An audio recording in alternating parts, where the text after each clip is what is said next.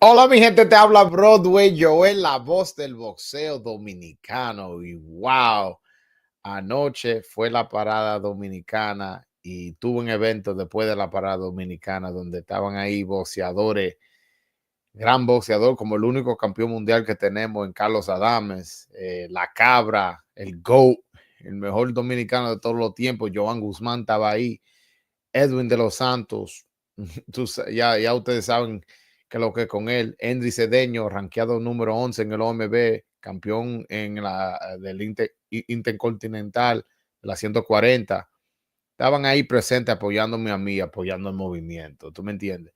Y oye, ayer yo me di cuenta que el movimiento de que yo hablo es real, porque oye, mira, sacar a Joan Guzmán de su casa un domingo, un día de familia, un hombre, tú sabes, ya de 49 años, que es lo que quiere estar su familia y la pasó conmigo por mi evento para apoyarme a mí. Eso me enseñó que los boxeadores también están involucrados en el movimiento. Mira, Henry Cedeño y Edwin de los Santos, que vinieron desde Pensilvania para Nueva York, solo para apoyarme a mí en mi evento.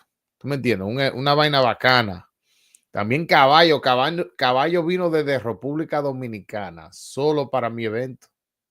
Él se fue el próximo día. ¿Usted puede creer en eso? Entonces, eso me enseñó a mí que el movimiento es real. Oye, y fueron como algunas, no la conté, pero algunas 40, 50 gente.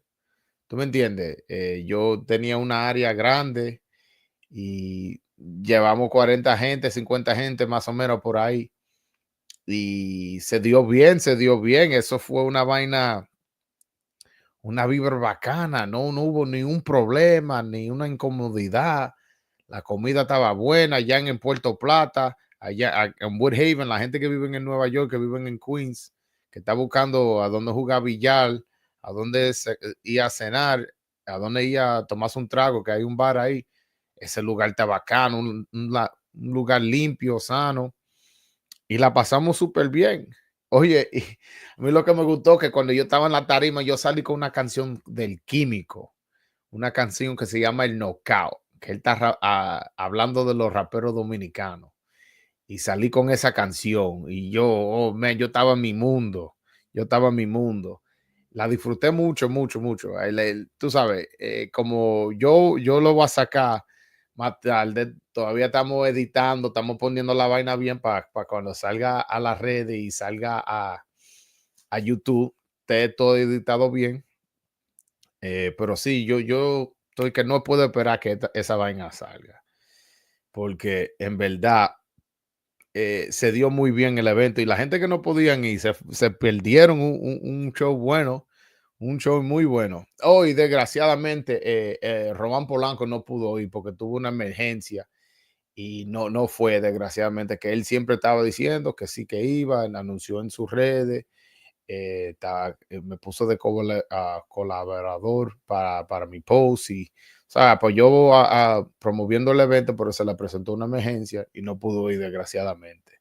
Y también Eury Cedeño no fue, que también, pero a mí lo que me gustó de Eury Cedeño, que él no fue porque él se quiere quedar enfocado en su pelea que él tiene el 5 de septiembre.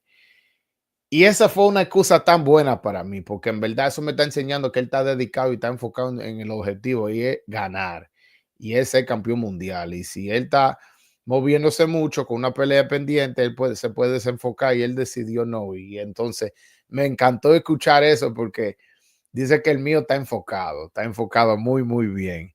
Pero hablando de su pelea el 5 de septiembre, que viene siendo en Pensilvania. Oye, ¿qué ustedes creen? Vamos a enseñar que el movimiento es real, vamos a ir para allá, a Pensilvania. Y hay muchísimos dominicanos allá en Pensilvania. Y también los que vivimos en New Jersey, en Nueva York, vamos a coger ese viajecito. ¿Qué ustedes piensan de eso? Estoy pensando organizar algo bien. Quizá lo vamos en una van o un bus para allá. Vamos juntos para la pelea, pero se tiene que reportar la gente que están dispuestos a coger para allá, en verdad, en verdad. Eh, Aquí está Freddy que manda $2. Saludos, mi hermano. Dice Joel, ¿alguna novedad con Edwin de los Santos? Desgraciadamente no se pudo anunciar mucho en lo que dijo que él como que está trabajando está trabajando su vaina y está joseando, como que no tiene nada seguro, pero está joseando su vaina. Eso fue lo que él dijo. Y, pero no, para no cambiar el tema, estoy pensando en organizar algo para que nosotros, los dominicanos, vayamos a la pelea de oro y cedeño, allá en Pensilvania, que creo que es un casino en Bethlehem, Pennsylvania, que tú sabes, de Nueva York, creo que son 2 horas, que tú sabes, no son tan lejos. Y además 2 horas de Nueva York, un lugar que tiene casino, hay restaurante dentro del hotel, hay cosas que hacer ahí, ¿tú me entiendes? Cerca de Allentown, no sé si gente tiene familia allá, pueden visitar a su familia antes de la pelea. Estoy pensando en organizar algo, pero necesito saber cuánta gente que están dispuestos y quieren ir. Oye, también en el evento fue un heavyweight que se llama Stanley Pérez. Él tiene 24 años, mide como algunos 6'3", 6'4", 260 libras, un hombre grande que va a debutar, va a debutar y no tenía pelea profesional, pero se la pasó ahí con Joan Guzmán, con Carlos Adame, con todos esos tigres. Y, y quiero saber un chin más, uno de estos días vamos a tener que organizar una entrevista porque nunca hemos tenido un campeón mundial heavyweight y si él puede hacer eso, wow, qué grande sería, eso sería algo muy grande. Pero no, mi gente, ese evento se dio de lo más bacano y yo quisiera que todo el mundo esté ahí. Oye, mira, Freddy que manda $2, dice, yo voy, ya tengo mi ticket, ya, así que mi gente, ya hay gente reportándose que van hasta allá. Estoy pensando organizar algo. Mi gente, mándame un DM si ustedes están dispuestos de coger para allá para Pensilvania el 5 de septiembre para apoyar a Euricedeño. Eso sería algo bacano. Sería algo bacano para que él, tú sabes, aunque no sea una pelea en televisión o no sea pelea por un título, que todavía se siente ese orgullo dominicano cuando él esté peleando. Creo que una buena idea, una buena idea. Pero no, oye, pero después del evento, bueno, no después del evento, porque fue algo coordinado. Yo estaba en una tarima, hablaba por 5 o 10 minutos, después subía a unos boxeadores, hablaba con ellos, 5 o 10 minutos, se sentaba, yo hablaba 10 minutos y después subía otro boxeador. Esa era la orden que yo tenía en el evento. Ok, ya después que yo terminé con eso de la tarima, yo subí a Carlos, a Endry y a Edwin en la tarima. Y yo dije, ¿cuál de estos boxeadores pegan más? Dime a ver quién tú quieres. Y todo el mundo, oh, Joan me dijo, no, que claro que caballo. Y yo agarré esos 3 boxeadores y los llevé donde una máquina que tú le das y mide la pegada. Oye, eso la pasamos súper bien ahí. Eso, eso yo digo que se va a viral. Yo estoy loco para editar todos estos videos, para que ustedes lo vean y para que vieran lo que se perdieron, porque mucha gente querían y me dijeron que sí, que iban y no pudo a último minuto, o que sí o qué.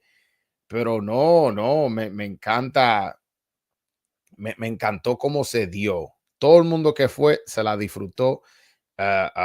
¿Tú me entiendes? Mira, Edwin y Henry, después del evento, se quedaron ahí jugando billar porque es un lugar bacano allá en Puerto Plata Billiards en Woodhaven, Rockaway Boulevard. Eso fue una vaina bacana que después del evento, Henry y Edwin decidieron quedarse ahí jugando billar. ¿No me entiendes?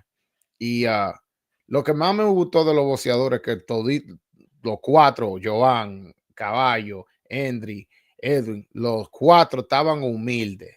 Tomaron fotos con todos los fanáticos. No hubo un fanático que dijo, no me tomé una foto con él. Todito. Y una vaina bacana. Y esto me enseñó a mí que nosotros podemos tener más eventos porque el público disfrutó y creo que el movimiento requiere algo así, requiere que la reunión de gente a mí lo que más me gusta es que cada vez que hay un evento veo la misma cara y esta gente se están haciendo amigos, gente que no se conoce, uno del Bronx, otro de New Jersey, uno de Washington High, el otro de Queen, uno de Queen, el otro de Brooklyn. ¿Tú me entiendes? Una vaina que la gente se están conociendo que si no fuera por este movimiento no se conocerían. Y en verdad, más eventos voy a hacer esto. Y espera, después que yo saque todos estos videos y la gente vean la vibra que estaba ahí, más boxeadores van a querer ir y también más fanáticos van a querer ir. Así que esto está empezando algo grande. ¿Tú me entiendes? Estamos chiquitos ahora, como quien dice.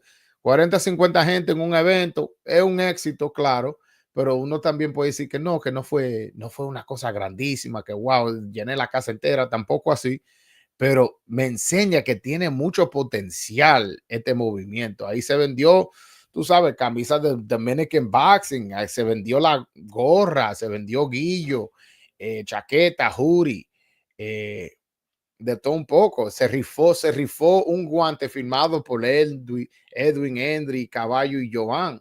Se rifó una gratis, que tú compras una rifa y pa, te saca un guante. Entonces, son cosas así que yo planeo siguiendo hacer para el público dominicano, porque mucha gente, yo vengo siendo como el puente entre el boxeador y los fanáticos, como quien dice, tú sabes, esto parece que esa es la responsabilidad que me ha tocado a mí, sin yo pedirla, pero llegó y tú sabes, no una responsabilidad que yo digo, wow, es mucho para mí o que no me gusta. Sí, eso fue lo que me dio para para trabajo, pues, yo puedo seguir siendo eso. Y, y en verdad, wow, creo que fue un evento exitoso y estoy muy feliz con el resultado. Y no puedo esperar que ustedes vean el resultado. Pero quiero darle el chance a los fanáticos que entren y vamos a hablar, vamos a hablar de boxeo, vamos a hablar de lo que sea.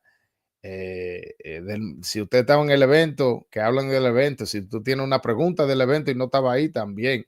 Pero este live no tengo nada específico para qué hablar, pero solo quería expresarme mi agradecimiento de los boxeadores, especialmente los que fueron, claro, que sacrificaron un domingo de su vida para pasarlo conmigo, para apoyarme a mí, para apoyar mi evento, al lugar. También estoy agradecido con Puerto Plata, Seafood y Billiards, que tú sabes, está apoyando el boxeo dominicano, lo dio esa plataforma de su casa, su tarima, tú me entiendes, y ahí lo pusieron a nosotros cómodos en todo el sentido de la palabra.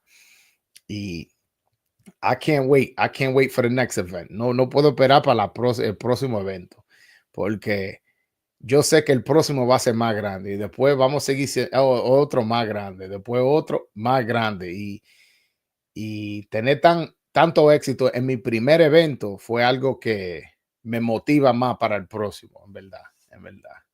Pero no, mi gente, toda la gente que quieren entrar a hablar de boxeo, lo que sea, vi que Zion tiró ahí de que Suriel es papá de Puello, si quieren hablar de eso, que él vino aquí, dio los códigos, que él tira vaina en el internet para calentar la rivalidad. Pero si quieren hablar de eso, también podemos hablar de eso. Podemos, si tienen alguna pregunta del evento, también podemos hacer esto. Oye, pero antes de todo, quiero hablar sobre, y yo sé que esto es un canal de boxeo, pero también cosas en el deporte, ahí es importante hablar de ello, que el UFC tiene un contrato ahora con CBS, es uno de los canales primordial aquí en Estados Unidos, que conjunto con la aplicación Paramount Plus, llegaron a un acuerdo de 7.7 billones de dólares y todo su pelea van a ser gratis, no va a haber ningún pay-per-view. Y yo dije, wow, qué trato para un promotor. ¿Tú me entiendes? Eso fue algo que para la compañía UFC fue grandísima, algo que yo digo que puede cambiar el mundo de ese deporte entero. Y estoy curioso cómo eso afecta el boxeo, porque el boxeo actualmente no tiene televisión. Ya ESPN no está ahí, HBO se fue hace mucho, Showtime se fue hace 2 o 3 años. Ya no tienen boxeo en televisión, solo hay DAZN, así, DAZN y Amazon Prime de vez en cuando. Entonces, sabemos que el Turkey Al-Sheikh tiene un contrato no, escúchame, tiene una compañía TKO con Dana White, que él quiere ser promotor y quiere cambiar las leyes, las reglas, y no se sabe qué se va a pasar, pero estoy muy curioso, muchas cosas están en el aire y especialmente la situación de Top Rank, quiero saber qué se va a pasar, porque ellos tienen muchos boxeadores dominicanos, tienen a Eury, tienen a Elvis, tienen a Roan, tienen a Jan Santana, tienen a Ali Feliz, tienen, ¿quién más? Creo que ya, pero si ellos no tienen televisión, eso significa que los boxeadores no van a tener peleas. Aunque yo cuando le hice la entrevista con Brad Goodman dijo que ellos van a tener la capacidad de sus otros boxeadores pelear, sus boxeadores pelear en cartelera de otros promotores. Ellos dijeron que los boxeadores de ellos se van a mantener activos. Yo estoy feliz que Roman Polanco ya ha peleado 3 veces en este año, ¿tú me entiendes? Y fue parte del último show, así que él no tiene esa presión como que tiene que estar activo. Él ya peleó, y tú sabes, ganó su título en febrero, lo defendió en mayo y después lo defendió otra vez en julio. Así que él, si él no pelea el resto del año, está bien, porque él peleó 3 veces. Pero también si le llega una oportunidad en diciembre, eso sería 4 veces en un año.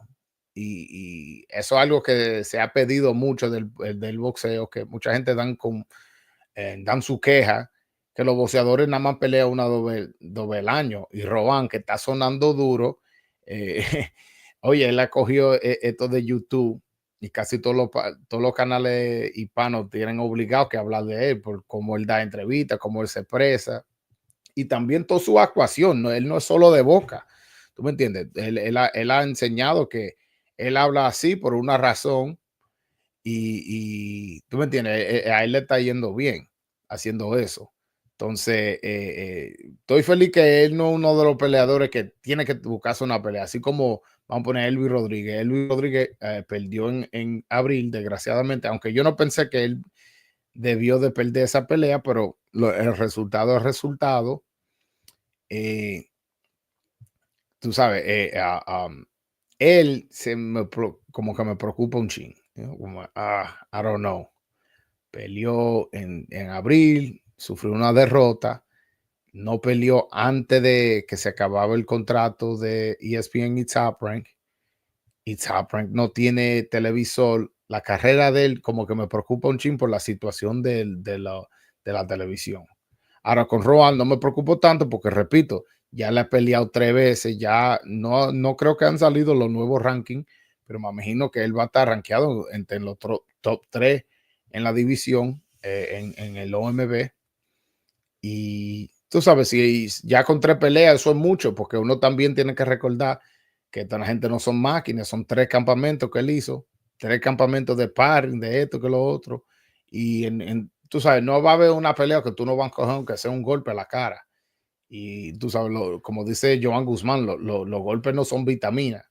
Entonces, si él coge el resto del año para descansar, no me molesta. Me gustaría, sí, que él una en diciembre sacaría, pero entiendo la situación que no tienen televisión, que posiblemente él ya no peleó por el resto del año.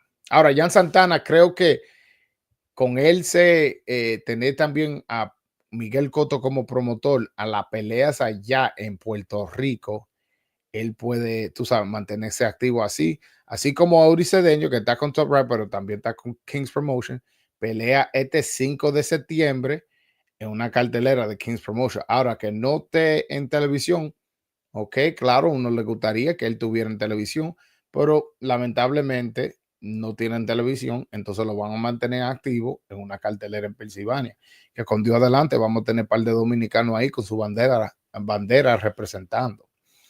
Eh, uh, pero no, mi gente, saludo Miguelito, de mi hermano, ¿qué es lo que? Mi hermano de Puerto Rico, ¿qué es lo que, mi hermano? Boxeo Loco dice saludos, pero ¿dónde están todos esos muertos? No saben pelear, tú lo sabes. Oye, oye, después que Subriel ganó, estos boricos se han subido mucho. Ya antes ellos no subían el canal, ya ahora que ellos están arriba con los campeones mundiales, como que se han animado a coger para acá, para el canal. No, Subriel Matías es de lo mío, él sabe, él sabe. Bro, voy en la casa, ya tú sabes, mi gente, ya tú sabes. Pero no, mi gente, el próximo evento, yo quiero voy a ver qué hago con sacar estos videos lo más pronto posible. pero yo, cuando saque estos videos, yo sé que la gente va a estar más motivado para ir al próximo evento. Eh, creo que sí, creo que sí. Pero no, mi gente, hagan su pregunta o entren aquí a darle el link al live para, tú sabes, para cocinar la vaina, para cocinar la vaina, para hablar. Eh, oye, pero hablando del boxeo, ¿qué va a pasar? Porque PBC como que no están haciendo mucha cartelera en Amazon Prime, no. No sé qué está pasando. Parece que Amazon no invirtió 100% el boxeo como pensábamos. Y ellos no tienen tanto el control o tanta fecha como, como ellos tenían en Showtime. En Showtime parece como que ellos tenían más control porque Steven Espinosa trabajaba ahí, tú sabes. Ellos le daban fecha, le daban, creo que eran como 10, 10 carteleras por año, más pay-per-view, pero Amazon Prime no es así. Y en verdad, PBC, ya todos los boxeadores de ellos que estaban sonando ya se retiraron o no están sonando. Tú sabes, como Errol Spence, Sean Porter, Keith Thurman, Danny García. Esos eran los boxeadores de PBC que sonaban mucho. Y no, de un día para el otro no están sonando. ¿Tú me entiendes? Están retirados, están viejos, pero ellos no subieron, la camada de ellos no se desarrolló como yo pensaba. Eh, desgraciadamente, tú sabes, yo no, después de Benavides y Gervonta Davis, ellos no tienen nadie como relevante, nadie así con un nombre bueno. Y Gervonta, desgraciadamente, si vive en problemas, si fue arrestado no hace mucho. Antes de eso también estaba en la prisión y entonces uno no puede como invertir mucho en ese. Él tuvo un empate con Lamont Roach. Se habló de una revancha y como que no se está dando y él está en la cárcel, que después salió, va a pelear el caso y no sé. Y mira lo de Benavides, que dijo que nunca iba a pelear en Arabia Saudita. Ahora, parece a no llegar a la pelea con Canelo, no sé. Él ahora tiene que ir a Arabia Saudita a pelear contra un Anthony Yarde, un boxeador bueno. Creo que Benavides debería ganarle, pero es un boxeador que le dio problema a los dos, a Kovalev y a Arthur Beterbiev. Sí, sufrió una derrota por nocaut en las dos peleas, pero en ninguna de esas dos peleas él lució mal. Él no lució mal en ninguna de esas dos peleas y le dio guerra a los dos. Le dio guerra. Y antes del knockout, él estaba peleando bien. Él estaba involucrado en su pelea y tenía la posibilidad de ganar. Eh, entonces, esa pelea la encuentro interesante y pienso que va a ser una guerra. Pienso que gana Benavides, en verdad. Benavides, con su volumen de poder, de puño. Ahora, su poder en la 175 no se ha visto mucho, pero tú sabes. Él acaba de subir. También uno tiene que tener de acuerdo que está peleando con hombres más grandes, que para noquearlo hay que pegar, hay que pegar un chin más de golpe. Estoy curioso cómo la pegada de él sigue durante su carrera en la 175. Uh, aquí está The Nobody 92 con $5 super chat. Muchas gracias, mi hermano. Dice, how was it having Caballo at the event and did he give any update on the Janibek situation? Que cómo fue tener a Carlos Adame en mi evento y también si él dio o si él como contó la situación de él y Johnny Beck. Bueno, sí, primeramente tenerlo ahí fue un gran honor porque él es el único campeón mundial que tenemos. También que él vino de República Dominicana, se montó un avión, trajo su familia entera para apoyarme a mí. Eso fue un gran honor y siempre voy a estar agradecido por Caballo Bronco que no tenía que hacer eso, si él simplemente me podía decir, Joel, encantado, pero estoy aquí en República Dominicana no voy a poder ir y yo hubiera entendido, pero él se montó en su avión con su familia y dijo, vamos a apoyar a Bro y Joel. Así que tú me estás preguntando, ¿cómo fue? Fue un honor. Ahora, si él, con todo lo que está pasando con él y Gianni Beck, sí, él habló de eso, pero quiero editarle el video para sacar, para que la gente esté informada viendo lo que está pasando. Así que no te preocupes que desde que estos videos estén preparados, tú vas a estar más informado sobre la situación. Eh, pero no, oye, nobody, tú tenías que estar ahí, mi hermano. Tú eres una persona que siempre apoya el canal. Tú eres una persona que anda en toda la pelea, que tú eres parte del movimiento. Tú faltaste ahí, loco. Falté tu vibra. Pero no, uno de estos días tiene que, en los próximos, tú no puedes perder el próximo evento. ¿Qué hay para De Los Santos? No, De Los Santos todavía está joseando, no tiene pelea todavía.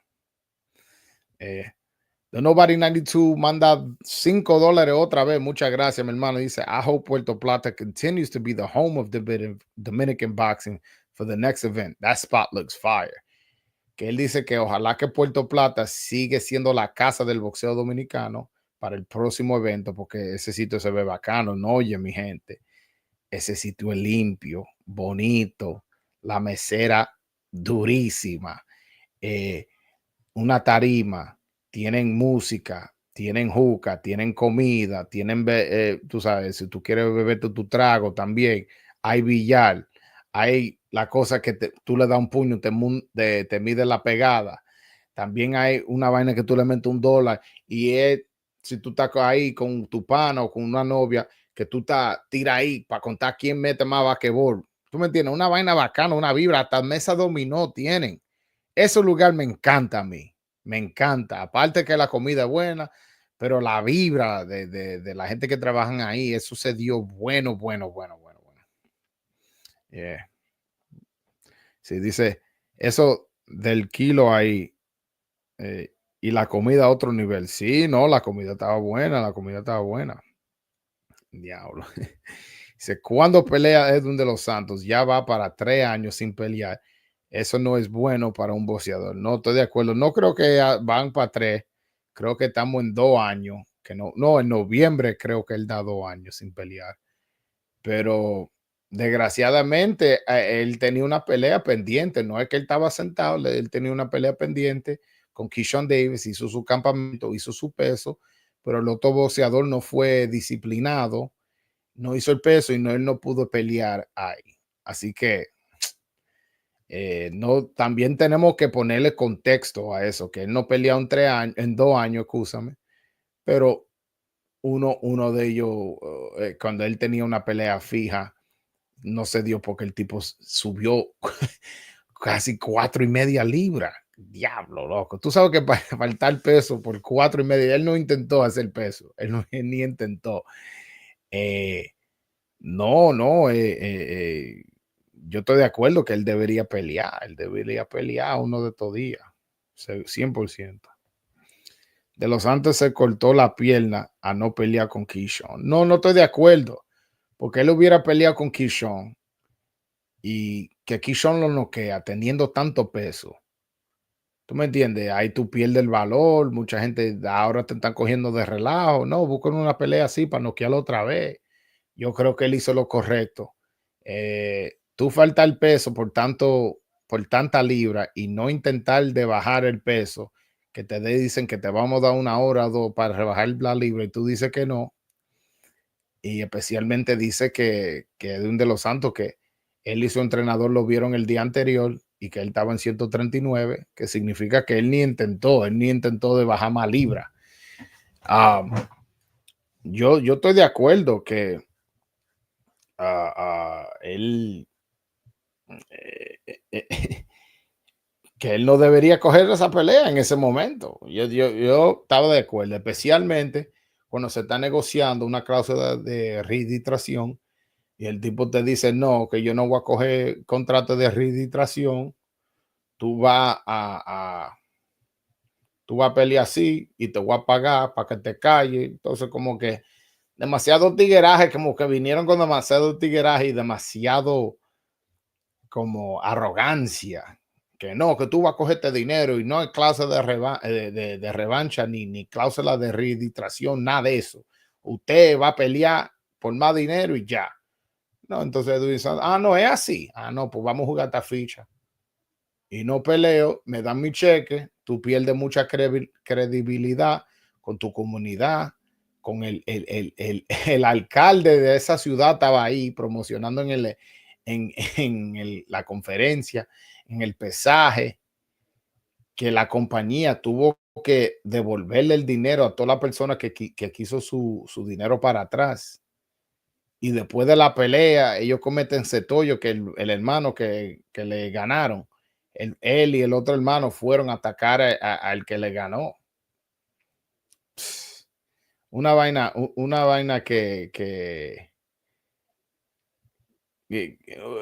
algo que uno pasó vergüenza, sí. El deporte, olvídate de Keyshawn solo, el deporte entero pasó una vergüenza ahí con la conducta de él, en verdad. Eh, Dice aquí Miguelito, cada vez que va a pelear William Foster, pienso, ¿y dónde anda la maraña? La maraña tiene una pelea pendiente en Texas. Es por es por un título, no sé cuál, pero un título, eh, deja ver si lo encuentro. Como un título de la AMB, no sé, o de un organismo nuevo, no te sé decir, deja ver. No lo tienen en BoxRec. Pero sí, él pelea. No me recuerdo exactamente la fecha, pero va a ser en Texas. En Texas. Eh, ah, um, pero dice aquí, Alzheimer's, veo a Edwin muy gordo en estos últimos días. Si le mandan un contrato para las 135 ahora, coge mucha lucha para controlar el peso y eso es peligroso. Mira lo que pasó en Japón. Yeah, I mean, tú sabes, en verdad yo no me di cuenta, yo estaba en movimiento y vaina, así, saludando gente, tomando fotos, vaina. No me di cuenta del peso de ninguno de los boxeadores, no te sé decir, pero yo lo que te quiero decir que él se vio motivado. Yo cuando hablé con él lo que está buscando es pelear. Y desgraciadamente ahora mismo él no está en posición para buscarse una pelea, pero en algún momento eso puede cambiar. Ahora, de lo que él está gordo, o sea, no, él le hizo un campamento de balde y parece que él, no, bueno, según tú, porque yo te digo, como te digo, no noté el peso pero según tú dices que tú lo ves gordo, quizás tú sabes, después de una pelea uno coge un descanso de un campamento, coge un descanso, come lo que uno no está supuesto a comer y después, ya después que de un tiempo, ok, ya todo recuperado, uno se le mete otra vez a la dieta y al gym y esto y lo otro. Pero yo lo vi comiendo bité, no, un churrasco ahí, no lo vi comiendo carbohidratos, no lo vi con un arroz y habichuela o con una papa majada, nada de eso. Yo no lo vi así, yo lo vi con un churrasco ahí comiendo, así que está comiendo saludable, tomando agua. Yeah. Eh, oye, este Charlie Rivera dice: todavía te quedan dos esperanzas, Jan y Polanco. No, y Auricedeño, y Endricedeño. No, eso no. Esos monstruos no. Tú estás loco. Ay, espera que dejen a Lionel de los Santos entrar. Ay, espera que Luis Núñez le den una oportunidad. Ay. Y después por ahí tenemos a Junior Alcántara, que si él va a la profesional, Cristian Pinales, si él va a la profesional. Tenemos unos monstruos. Tenemos unos monstruos. Deja ver. No, Jose Rodríguez, I don't watch that. Oh, mira, también tenemos Ojo Santiago, ¿verdad? Ojo Santiago. Tenemos, así que los dominicanos tenemos más de 2, 3, 5, 10 esperanzas, mi hermano. Tenemos boxeadores buenos y de todos niveles. Y no iba a decir todos los pesos, pero no sería cierto eso. Pero en varios pesos tenemos. Mira a Cedeño que está subiendo a las 160. Tenemos a Román Polanco en la 147. En la 140 tenemos a Puello, que es uno de los top 3 en esa división. También Elvis Rodríguez, que aunque sufrió una derrota, fue una derrota controversial, pero él todavía está ahí. También tenemos a Endry Cedeño en la 140, Ojo Santiago en la 140. 135, Edwin de los Santos, 130, Lionel de los Santos, Erison García, 126, Jan Santana. Mira, te estoy mencionando varias divisiones donde tenemos gente que es para respetar. ¿Tú me entiendes? En la 108, aunque sufrió una derrota, Mini Pama, fue contra un boxeador bueno. Y no digo que también es un boxeador bueno que debería estar mencionado. So, tenemos más de dos esperanzas. Believe me, créeme.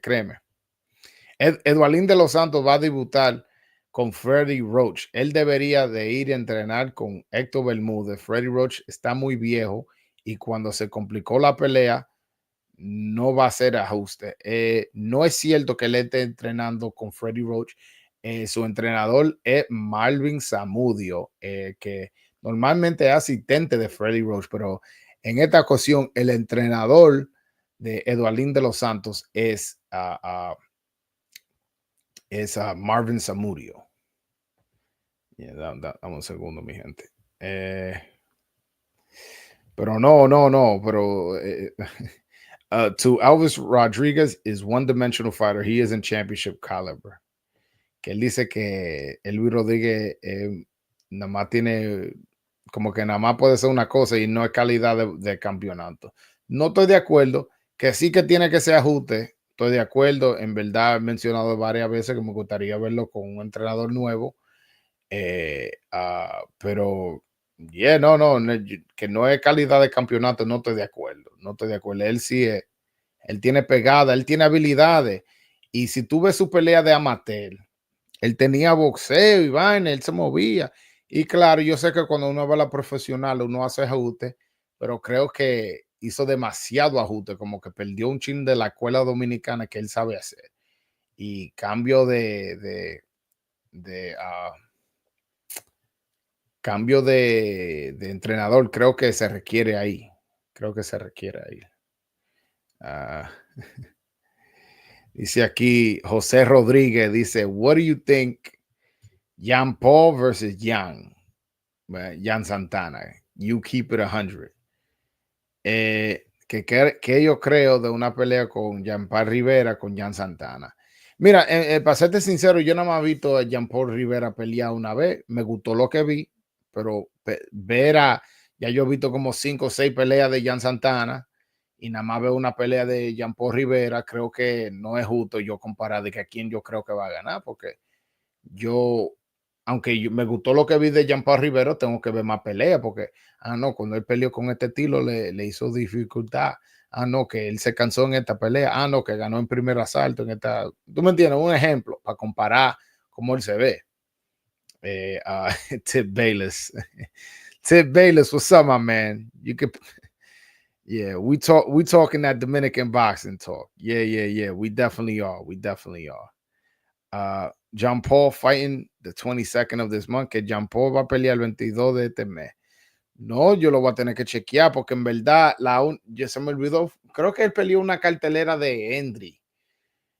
Puede ser que yo esté incorrecto, pero no me recuerdo. Pero creo que sí, fue una que Endry o Eury peleó ya en Orlando y él estaba en esa misma cartelera. We doing good, brother. We doing good. Click that link if you want to hop on and talk, man. Link is pinned to the top of the chat. I'm keeping it in Spanish. That's how I usually do it. But I see you here, and me and you, somebody who always go to war. So if you want to click that link and chop it up with me, let me know. José Rodríguez, a Jean Paul le ofrecieron la pelea y no quisieron. De eso yo no he escuchado de eso. Yo sé que Jan Santana, tú sabes que un fresco lo ha llamado varias veces, pero no sé si le ofrecieron un contrato, unos números. Yeah. Eso sí yo vi, que Keith Colon says he wants to kick Jan Santana's ass. No vi el video, pero vi que me lo mandaron y me dijeron, oye, este Keith Colon está llamando el nombre de Jan Santana. Ahora, Keith Colon sí yo lo he visto pelear varias veces. Y, oye, eso es galletica que le dan a Keith Colon. Y Keith Colon, no digo que es peleador malo, pero No creo que él sale con Jan Santana, en verdad. Creo que le da una chiva. Jan Santana le da una chiva a, a Keith Colón. Keith Colón creo que él es boricua de New Jersey. Tú sabes, él nació y se crió en New Jersey, pero de padre boricua, si tengo entendido. Correcto. Yeah. Antonio Frías era uno que estaba ahí presente. Good event. Fighters are hell of humble. Yeah, nah, man. They definitely was humble. Él dice que el evento de anoche fue muy bueno y que los boxeadores estaban muy humildes. Y eso algo que yo dije también, que los boxeadores se portaron súper bien, en verdad. Se portaron con los fanáticos. Yo dije, wow, mira qué humildes son estos tipos. Tú sabes que podían estar, no quiero fotos, que sí o qué, que esto. No, ellos estaban ahí apoyando. No, ¿tú quieres fotos? Yo no vi una persona que a quien ellos le dijeron que no. No había una. Entonces, ah, no, una vaina bacana. Y como te dije, esto no va a ser la última vez. Va a haber mucho más veces que esto pase, estos eventos. Y estaba hablando yo de planear que planear como el fin del año un award show, como algo como, no, el prospecto del año, el prospecto dominicano del año, el peleador dominicano del año, tú sabes, esto y lo otro, y estábamos hablando de eso, se habló mucho, y la gente de Puerto Plata, que le quiero dar su mérito, esa gente quedaron encantados con el evento, encantados con el ambiente que estaba ahí de familia, mucha gente trajeron su mujer, su hijo, y eso fue como algo familiar, ¿tú me entiendes? Un evento, un día que la gente está en teteo ya, después de la parada dominicana, todos los serios fueron allá. Y eso me encantó, que todo el mundo se sintió cómodo, como que yo voy a traer la mujer mía, yo voy a traer la esposa mía, yo voy a traer el hijo mío, yo voy a traer el amigo mío, de tía, esto, lo otro. Y se dio bien, se dio bien. Ah, y está awesome. El problema de Jan Santana is his lack of hand speed and that he gas out pretty quick. He looks weak at 126. He should move up to 130. Que dice que el problema de Jan Santana es que no tiene rapidez en la mano y que se cansa de una vez y que se ve débil en la 126, debería moverse a la 130. Wow, creo que tu crítica de que él se cansa, no estoy de acuerdo, porque él cuando peleó contra Valdés, Brando Valdés, él se fajó ahí 10 asaltos corridos y cuando lo latimaron en el séptimo, él siguió peleando como un guerrero y no lo vi cansándose. Así que yo no sé de dónde tú sacas eso. Tampoco lo veo débil en la 126.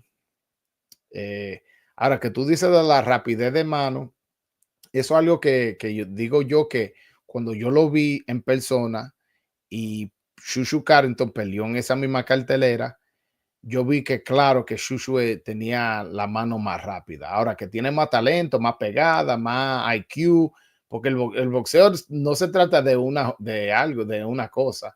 Movida de pierna, rapidez de pierna. Tú sabes, no sé, tengo que compararlo un chin más, pero yo que lo vi los dos, tú sabes, en el mismo día, estoy de acuerdo que Shushu Carrington tiene la mano más rápido que Jan Santana, pero eso es una cosa. ¿Quién tiene más IQ? ¿Quién tiene más pegada? ¿Quién coge los golpes mejor? ¿Quién es más fuerte? ¿Quién es más grande? ¿Quién tiene más alcance? ¿Quién es más alto? Tú sabes, eso son muchas cosas para ver quién gana una pelea entre ellos dos. Yo no veo, y tampoco lo veo muy deshidratado. Tú dijiste que él debería subir a la 130. Yo no lo veo así. Yo lo veo que él hizo su peso. Inclusive, creo que él pesó 124. ¿Tú me entiendes? Que él hasta le regaló 2 libras. ¿Tú me entiendes? Aunque, y esa cosa no me gusta. Si tú vas a pelear, pelea en tu peso. No regales libras, pero hizo su peso y peleó sus días altos y no se cansó. Ganó su pelea 100-90, que ganó los días altos en las 3 cartas. No entiendo por qué tú sientes que que lo tenías que criticar. Y sé que tú lo dices como de tu opinión, pero no creo. No creo. Oye, ¿Por qué ninguno de estos boricuas están sonando así como Jan Santana? Dominic Valle is another boricua from Orlando. He 11-0 with 7 knockouts. I think he fights at 126 too. I don't know. I want to see more of him. I never heard of him. No disrespect. I'm not saying he's bad. I'm not saying he's good. You need to get his name up. That's all I'm saying. Okay, Israel Figueroa dice: un saludo, Joel, desde República Dominicana, Ciudad de Higüey. Un saludo para los boxeadores nuestros. Saludos, mi hermano. Muchas gracias. Joel, aunque tú no lo creas, la rapidez de mano cuenta mucho. Chuchu Carrington no le puede llavear la pelea entera y ganarle fácil con su defensa y movimiento de pierna. Jan es muy lento, desgraciadamente, dice ahí. Pero el timing le gana la rapidez. Y como te digo, yo no encuentro la rapidez de mano, eso es solo una herramienta. Que él tenga eso mejor, sí, pero ¿quién tú crees que pega más? No digo que Jan, no digo que Chucho, te estoy haciendo esa pregunta. ¿Quién tú crees que pega más? Ok, vamos a chequear la altura. Yo no sé quién es más alto. No he chequeado eso. ¿Quién es más alto? ¿Quién tiene más alcance? ¿Quién usa la pierna más? ¿Quién tiene más rapidez de pierna? Porque tú, mira cómo Canelo tiene mucha rapidez de la mano, pero es lento de los pies. Entonces, ¿quién tiene más rápido los pies? Eh, es muchas cosas para decir quién va a ganar una pelea. No, este tiene la mano más rápida, este va a ganar. No siempre así. Juan Manuel Márquez le ganó a Pacquiao y Pacquiao era más rápido. Tú sabes, Mike Tyson perdió contra Buster Douglas. Mike Tyson era más rápido. Muhammad Ali perdió contra Joe Frazier y Muhammad Ali era más rápido. Roberto Durán le ganó la primera pelea a Sugar Ray Leonard y Sugar Ray Leonard era más rápido. Entonces, te estoy mencionando varias ocasiones donde el peleador con mano más rápida perdió. Que eso es nada más una parte del juego. Una parte. Ok. Tengo aquí a Freddy que manda $2. Muchas gracias, mi hermano, por apoyar el movimiento. Siempre está mandando super chat. Él y Nobody 92. Saludos a ustedes dos. ¿Quién sería un buen rival para el regreso de Edwin? Wow, qué pregunta más buena. Vamos a buscar Burré. Vamos a buscar a BoxRec. ¿Qué dice BoxRec sobre eso?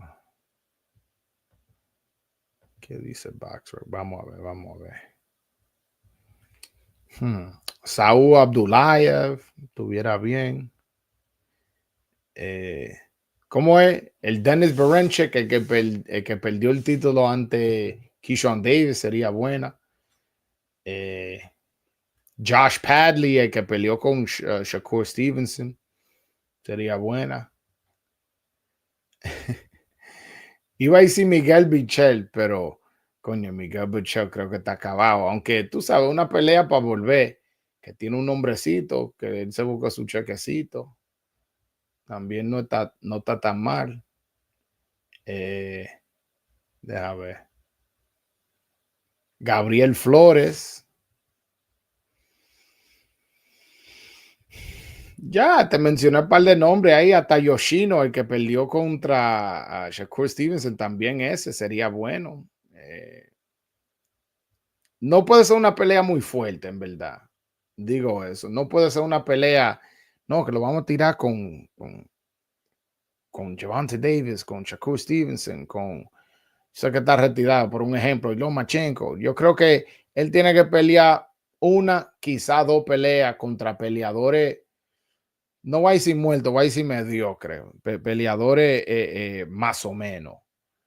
Para calentar, para no estar oxidado, para ver, ay coño, tengo que trabajar la defensa, ay coño, tengo que trabajar la resistencia del aire, ay, tengo que trabajar cualquier cosa. Pero uno no puede de 2 años sin pelear una pelea fuerte. Dice que no, que tírame el mejor de la división. Tampoco así.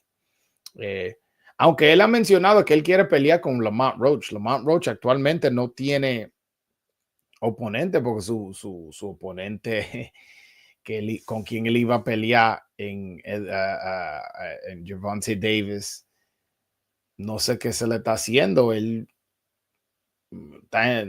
fue arrestado, no sé qué va a pasar con el caso, no sé si él está enfocado o se va a retirar, no sé qué es lo que es con la carrera de él. Es algo muy misterioso porque es una persona que vende muchos tickets, que si él se pone para su número, se puede buscar así 10, 20 millones en un día, tú sabes, con el oponente bien o con la promoción buena. Pero no, él no está cogiendo cabeza y sigue cayendo preso. Eso, eso es algo que lamentablemente iba a decir, no, iba a decir dañando la carrera y iba a parar y dijo, no voy a decir eso, pero no, lo tengo que decir porque el legado de él, mira, es un boxeador bueno. Yo no le quito mérito a nadie, sea bueno, sea dominicano, sea americano, sea boricua. Si hay alguien bueno, uno tiene que decirlo. Gervonta Davis tiene talento, él es bueno. Pero si tú buscas el resumen de él, no, no es adecuado con el talento que él tiene. Como que no se junta. Tú dices, wow, un tigre con tanto talento. Y tú lo juntas con su resumen y tú dices que no es igual. Entonces, you know, él está contra el tiempo porque no son 30 años ya que él tiene. Entonces, ya, y está cayendo preso. Ya llega un momento que la edad te afecta, que no importa qué tan bueno, sí, tiene 30 años. Va a llegar un momento que ya los fanáticos va a subir otro muchacho. Ah, no, me gusta este más. La popularidad por tu caer preso, por tener un empate, se te baja y después tu talento va a bajar porque nadie, ¿cómo dice? La edad está invicta. Nadie se queda el mismo rapidez, la misma pegada, la misma instinto, mismo de todo, de que tenía cuando tenía 25 a cuando tiene 40. Eso no existe, ¿tú me entiendes? Eso es la naturaleza de la vida, que uno a medida que se pone más viejo, va bajando el rendimiento en el boxeo y él no es exclusivo a eso. Entonces, él ojalá se va a poner su pila y se va a enfocar y va a tratar de no caer preso tanto, porque eso le está costando su carrera y el legado, porque actualmente Resubede no es para estar en un salón de la fama, pero el talento sí es para estar en un salón de la fama. Entonces, por eso yo ojalá él se pone su pila, arregla su situación, pelea con Lamar Roach, vamos a poner que gane, posiblemente una pelea con Shakur, o si después de eso Edwin tiene 2 o 3 peleas ya, o una pelea con Edwin, y se busca su chelito, pero también se ayuda a su legado. Eh, pero no, mi gente, dice aquí, Edwin es periódico de ayer. Yo entiendo por qué tú te sientes así, no lo veo así, porque el nombre de Edwin de los Santos todavía suena. Yo cuando se menciona aquí, la gente, mira, eh, es esa que de la que están hablando más aquí en el chat. Oh shit, I got my man, Héctor Bermúdez. ¿Qué es lo que mi hermano? What's going on? Why you don't got no guests on here, man? Man, I went live at 10, so I don't know. A What lot about of guys guy probably sleep. 92? What was his name? 92 and Delomio. I don't know where they at. I don't know where they at. 92, él está ahí. Él mandó un par de super chat. He sent some money. So I know he's watching. What's up with you, my man? What's the topic, man? Now, well, really the topic started off with about my event yesterday. And then we just kind of been flowing, just answering questions from the chat and You know what I just flowing found out through. today? What you With found the out? Zoom? I found out that a guy from Springfield Mm-hmm. went down there.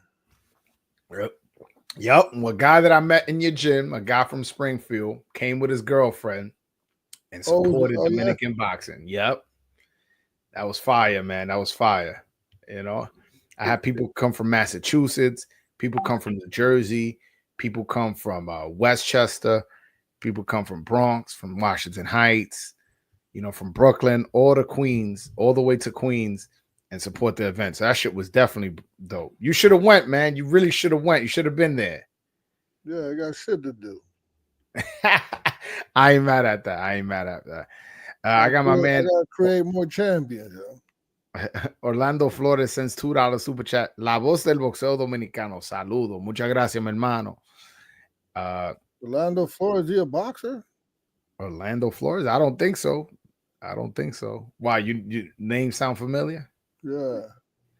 Nah. If he is, I don't know him. No disrespect, but I never heard of Orlando Flores. So what was the highlight, man? Hey, release the videos, man. Stop teasing people. Man. Hey, I wish I could release the videos. So I had a personal videographer record it, and he has all the footage. I don't have the footage, so I haven't even seen the video. I just lived it. You know what I'm saying? So everything is in my memory bank. But you asked the question, what was the highlight? The highlight for sure was when we got to the back and we put the punching machine and we started hitting it, measuring who hits the hardest. That was by far the best part of the whole event. Yeah, but the event was good. We had about 40, 50 people there. So it was just the boxers that hit it? Was it like I hit it too. My brother hit it. My brother hit it. Caballo's son hit it. Caballo, how old is his son? He looked like he was about like 15, 16. Damn. Yeah. Who else? And then there was another heavyweight. There's a heavyweight there. He's 24 years old, about to make his pro debut. Stan the Man Perez. He's Dominican guy from the Bronx. He hit it too. And it was just lit then. We took over the whole place. Yo, even people who wasn't even watching the event. What? He's a heavyweight? He's a heavyweight named Stan the Man Perez. He's from the Bronx, New York, born in America, but both parents Dominican. How old is he? 24. Nobody know. I mean, he hasn't made his pro debut. He's 0-0. So I can't be mad that nobody know him. He won any nationals? I don't know. I didn't interview him or anything like that. But from what I understand, he has a good amateur record. He must have been like 90-12 or something like that. Like he had a good amount of fights.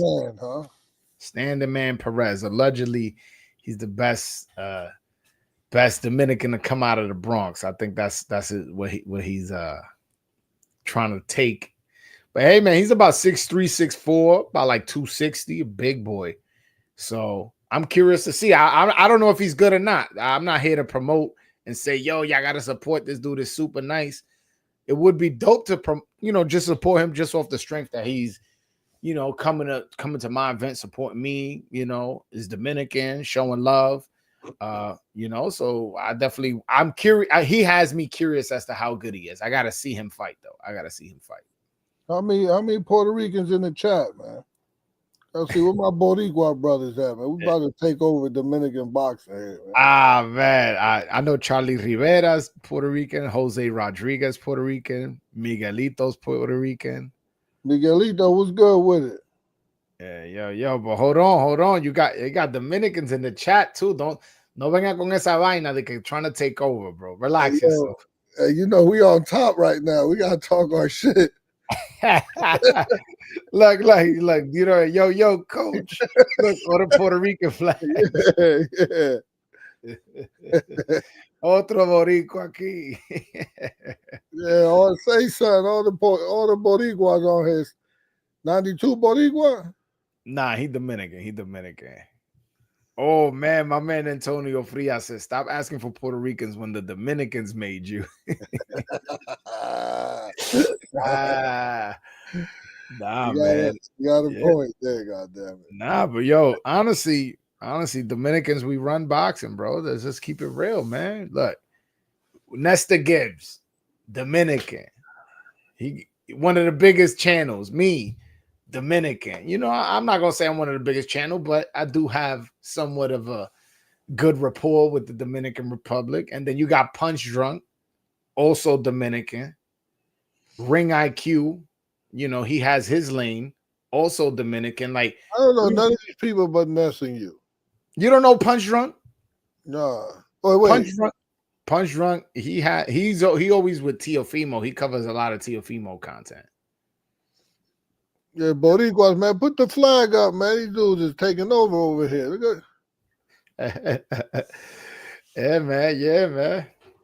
Yeah, nah, yo, Punch Drunk got like 100,000 subscribers. Like, he's like a pretty big guy. Yeah. Oh, he interviewed Rohan before, and he interviewed LD and Henry Cedeno. Yeah. Punch Drunk, huh? Yeah. You should check him out. Check him out. He's been on the. I haven't had him on the channel in a while, but he's been on my channel. I've been on his channel before. You know.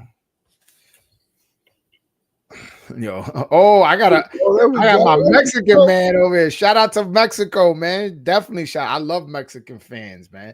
The thing I like about Mexican fans, yo. Hey, matter of fact, Mexican fans is probably the best fans in boxing.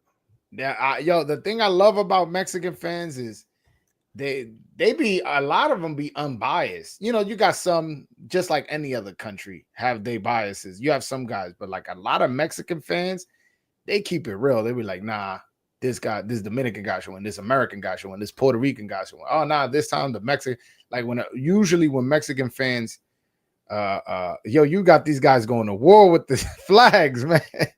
Hey, yo, nobody, you already put the flag up. You can't keep putting the same flag up, man. You can't go twice. Okay, Jamaican brother in the house. Oh shit, I got Jamaica. Shout out to Jamaica, man. Any Cubans in the house? I never really interacted with too many Cubans. Yo, this dude is lost under a rock. He says, I don't know, boxing got a lot of tribalism. Yo, that's always been the case though. You never heard of the Puerto Rico-Mexico rivalry? Like, it's Puerto Rico against everybody, man. Yeah, man. Right. Nah, but yo, I just think that the Puerto Rico Mexican rivalry, that shit played out already. I don't really feel like that brings a lot of emotion anymore. Like, where it's like, oh shit, a Puerto Rican fighting a Mexican. Oh, yo, we gotta watch that. You know, that's the rivalry. Like, I don't get that feeling. Like, I really don't. Well, because you're Dominican, you don't got the same emotion. But nah. Hold on. When Chino Garcia fought Xander Zayas, I don't remember Puerto Rico, Mexico being like a huge part of the promotion. It was just like kind of like a side note. It wasn't like, oh shit. But like, had Chino Garcia been Dominican, like I think that would have been a little bit different. You know what I'm saying? I feel like a lot more emotions, a lot more trash talk, a lot more tickets would have been sold, because although, you know, Dominicans, they sold out 205, there was still a lot of empty seats. They closed off the whole 300 section. So, you know, I feel like if that was a Dominican fighting a Puerto Rican, I feel like, yeah, that probably would have packed that shit out even more. Yeah, for sure. That Berlanga versus Canelo was lit. That shit was ass. Yeah, that shit was trash. And then they also can't believe you can't take on somebody, someone like Berlanga try to sneak in the culture. Well, what do you mean by that? No, man, you gotta keep it all the way real, man. But what do you mean sneak in the culture? I don't get what you mean by that. The man was trying too hard. I could understand. He's New York Rican. There's a type of flow that we have. He was trying too hard, yo, to be. He already Puerto Rican. Don't try that hard to be more of a super Puerto Rican. Then it becomes like a little disrespectful. Like, my God, you New York Rican, man. Relax, man. And you still New York Rican, Puerto Rican. You still could rep the flag. You still could bring the flag, but he was doing a little extra. Okay, all right. I did see him at the hotel playing salsa music, singing and stuff like that, not knowing the lyrics. I did see him do that. So like, I ain't gonna lie. Like, I think it was a Mark Anthony song. I'm like, yo, like, I mean, definitely don't know the lyrics, bro. How you don't know Mark Anthony song? Just put Wu-Tang and say that's what you listen to, bro. Don't go crazy. Oh shit. my man Orlando Flores. I'm Mexican American. I love supporting Dominican and Japanese boxing. Shout out to Broadway Joel and True School Boxing Sports. Mexican, Dominican, Japanese flag. Yo, hey, that's dope. Hey, man, it's dope to have. You know, answer one question, Flores. Why Japanese boxing? I don't know. I don't know if this is his answer, but I'm a big Inoue fan. I'm also a big Nakatani fan, so that may be the case with him. And man, kind of just mentioning those two names, I would love to see those two guys fight. That shit will be a fucking war. Somebody's getting knocked out, 100%. Like that, I'm betting the knockout on that fight. That shit is definitely not going 12. So maybe the style. Yo, those Japanese guys, they come to fight. Those shits be wars. Yeah. Yeah. They unfortunately they had two mishaps in the same day. Condolences to their family, but they had two deaths on the same card. Damn. Yeah. No, I did see that, and man, I was very disappointed in hearing that because fuck, like, who Do the you fuck? know what happened? Do you know what is? Maybe it was a weight cut. Maybe it was a. I don't know too much of the specifics. Just keeping it 100 with you. I didn't look too deep into it. I did hear about it though. It's like, damn, man. Like, I'm a boxing fan, and I don't give a fuck if it's a amateur fight, a journeyman, or a star. Like, I don't want to hear nobody dying in the ring, and two dying in one night on the same card. On the same card. Like, what happened? What happened with the commission? I don't know. Like, the commission got some explaining to do, to be honest with you. Like, or the referees or somebody. Like, I know shit happens, but two on the same night, same card. Damn. You know that when I've been to Japan quite a few times, and and when I was over there, they were saying that they have the highest. I mean, it's a little off topic. They have the highest suicide rate. Yeah, I think I heard that. Yeah, they're like quick to commit suicide. Really? So why? I'm so wait. You think these guys just dying on their shield on purpose? Not the boxing guys, but I was just thinking about that when I was over there. It was the craziest thing. I was looking outside my hotel room, and I seen like someone laying on the floor. Like, I'm looking down. I was up pretty high. I was looking down, and I seen someone like laying on the floor, and it caught my eye. And then I started to see people surrounding.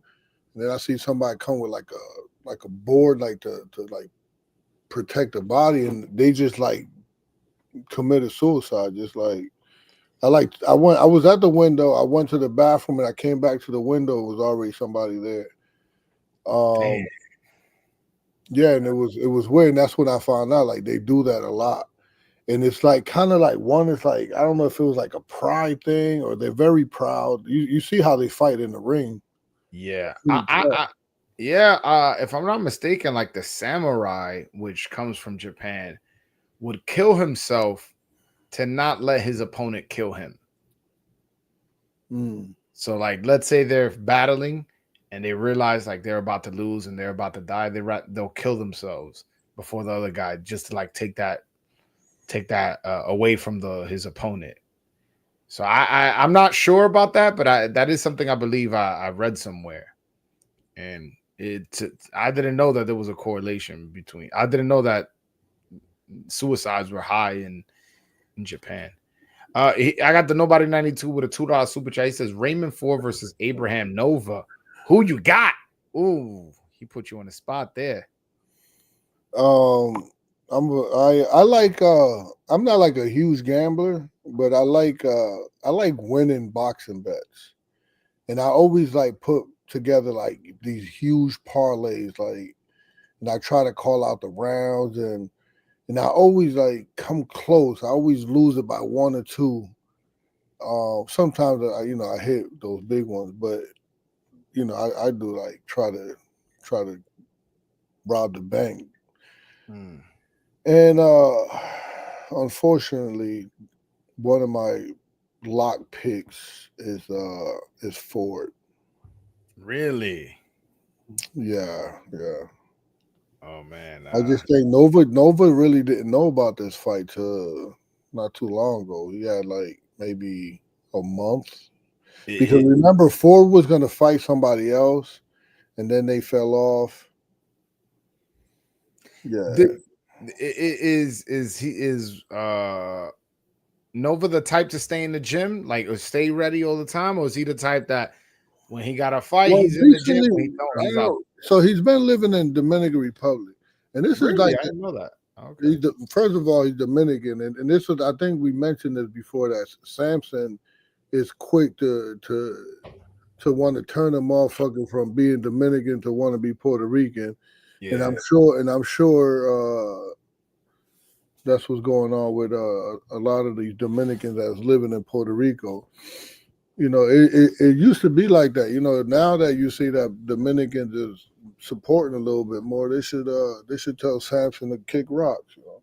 Yeah, nah. I listen. I'm not with none of that. If somebody's Dominican and you promoting them, trying to change where he's from to fool the public, I think it's some whack shit. Yeah, especially when he did that with Abraham. Abraham is proud Dominican too. He's proud like his. No, pero también Abraham también no se puede dejar llevar, like me. Nah, not when you have someone like Samson and you're 19 years old and you know it's like, you know, I don't know. You guys have some real motherfuckers around you. Be like, yo, that's not what we doing. I'm sorry. and Dominican just started happening like 10 years ago.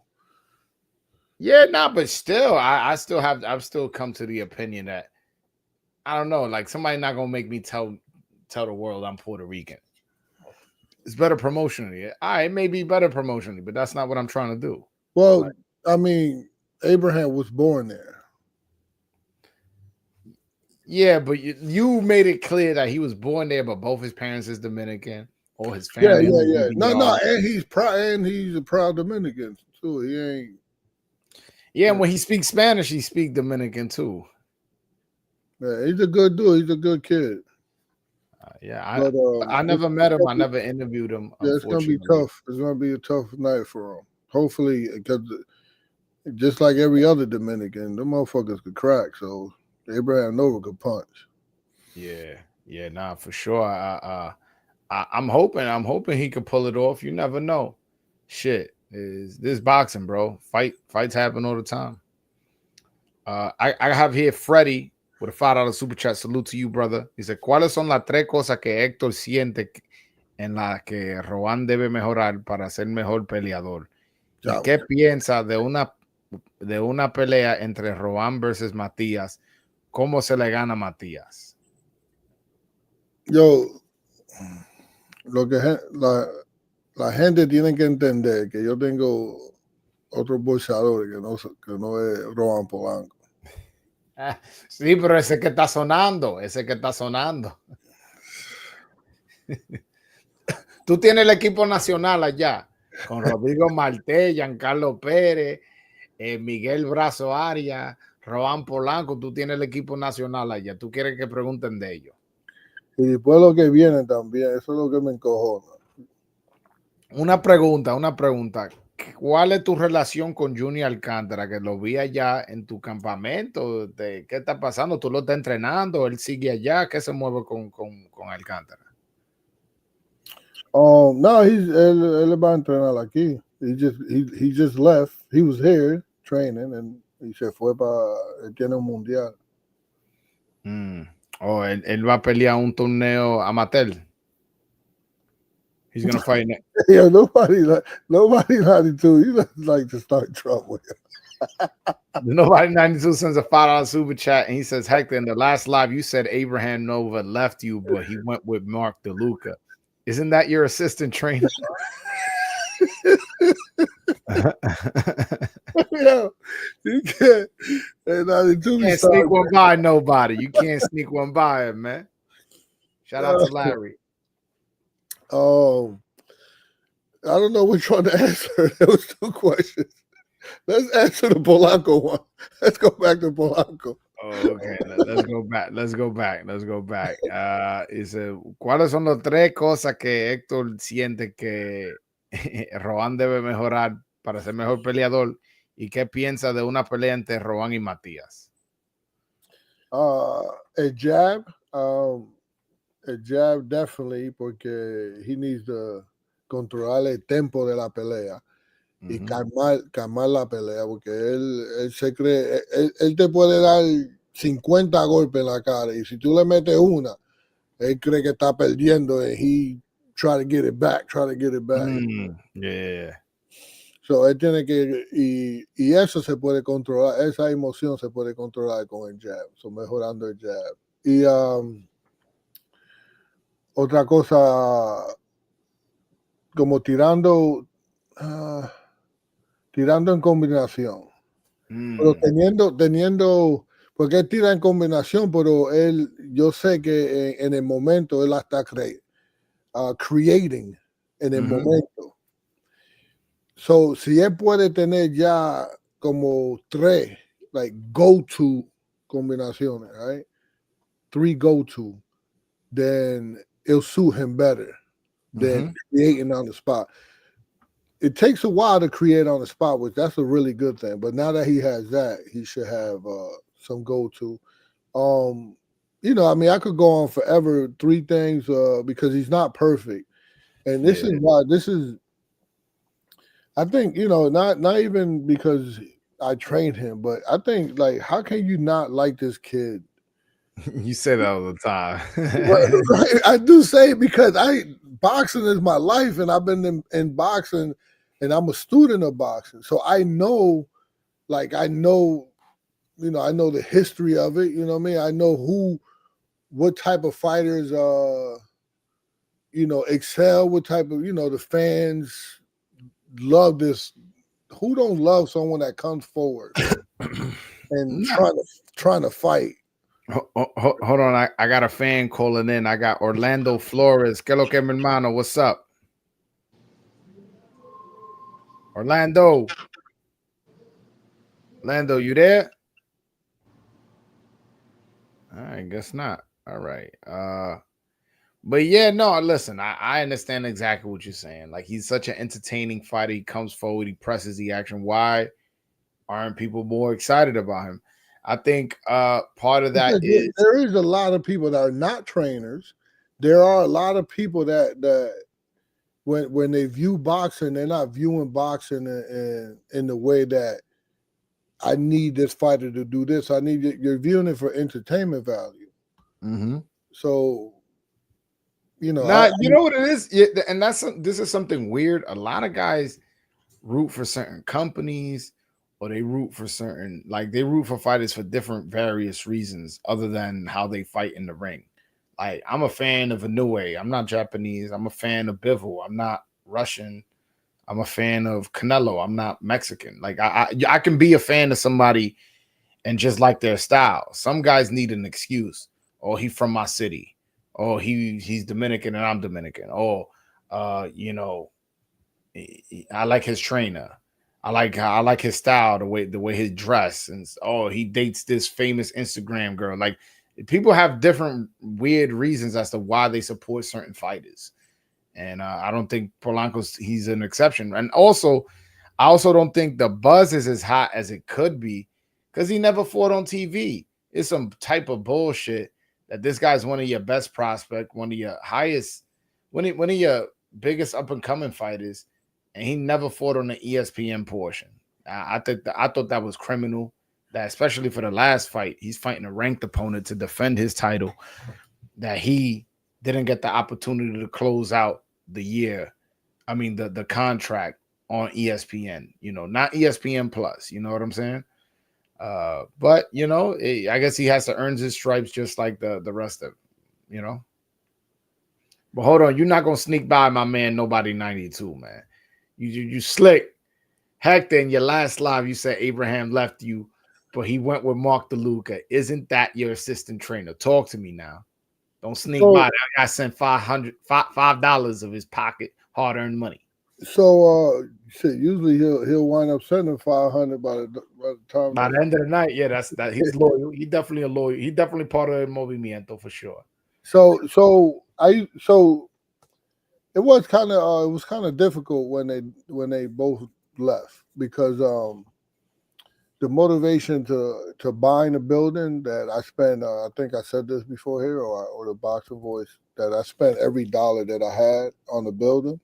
I bought it. Did you know? Did I tell you this story? You didn't tell me you spent every single dad. Oh no, every single Dollar. Every single Yeah, dollar. and I bought it. I didn't like go through the bank or nothing. I bought it outright. So I didn't even have um I didn't even have gas money to come to the closing. Damn. Yeah, and it's just like from having all that money to just like boom, then have it nothing. People would have been nervous, but I know that I had someone like Mark DeLuca and I know I had someone like Abraham Nova coming up. I always had a fighter. Like when I had a world champion, I had somebody coming up. Something happened to that world champion. This one becomes world champion, and that one comes up. It was always rotating. And then I had big expectations for Mark DeLuca. We lost to Kell Brooks. He learned a lot from it. And then I think his confidence went rocky, not sure from there. And then Abraham Nova was coming up. He was already signed a top rank. So I was like, I don't have no money now, but I'll make some money in a second, with Nova. And then so you could imagine if I had Nova now and he was able to beat someone like Ribisi, and then now Rohan is coming up. And so it would have worked out like that. So but then they left. They left. Both of them left, and then Mark started training them. And then you should never hold a grudge because what's holding the grudge gonna do? I don't hold a grudge. I forgave him, and we talked, and I even I give him advice here and there. Were you upset with Mark at any moment? No, because if you know Mark, like Mark called me every step of the way because Mark was like, "This will blow over." So Mark thought it was just gonna blow over any second now. And he kept calling me like, "Coach, what's going on? What's going on?" Like, so he kept like calling me, and then like when we had like a sit down, and I was like, "Listen, Nova, stay with Mark, right? Because it's hard. It's hard. Like when you leave, it's hard to come back. You can come back, but it's hard. It is like I have a lot of fighters, like, and I have them in my mind, like 24/7, all of them.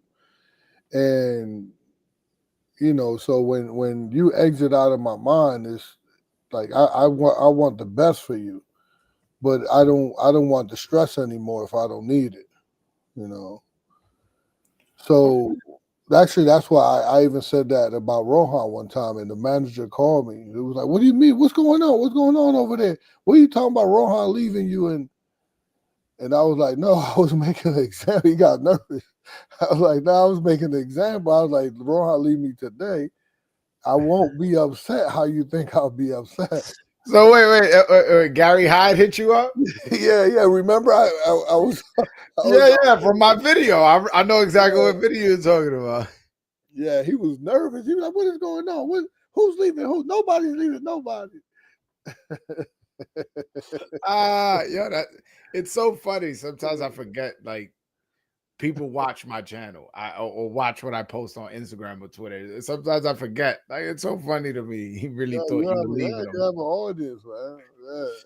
Yeah. I have here Miguelito, your Puerto Rican brother. He says, hay otro 147 para Polanco. José Cheo Román le ganó a Jaleel Hackett.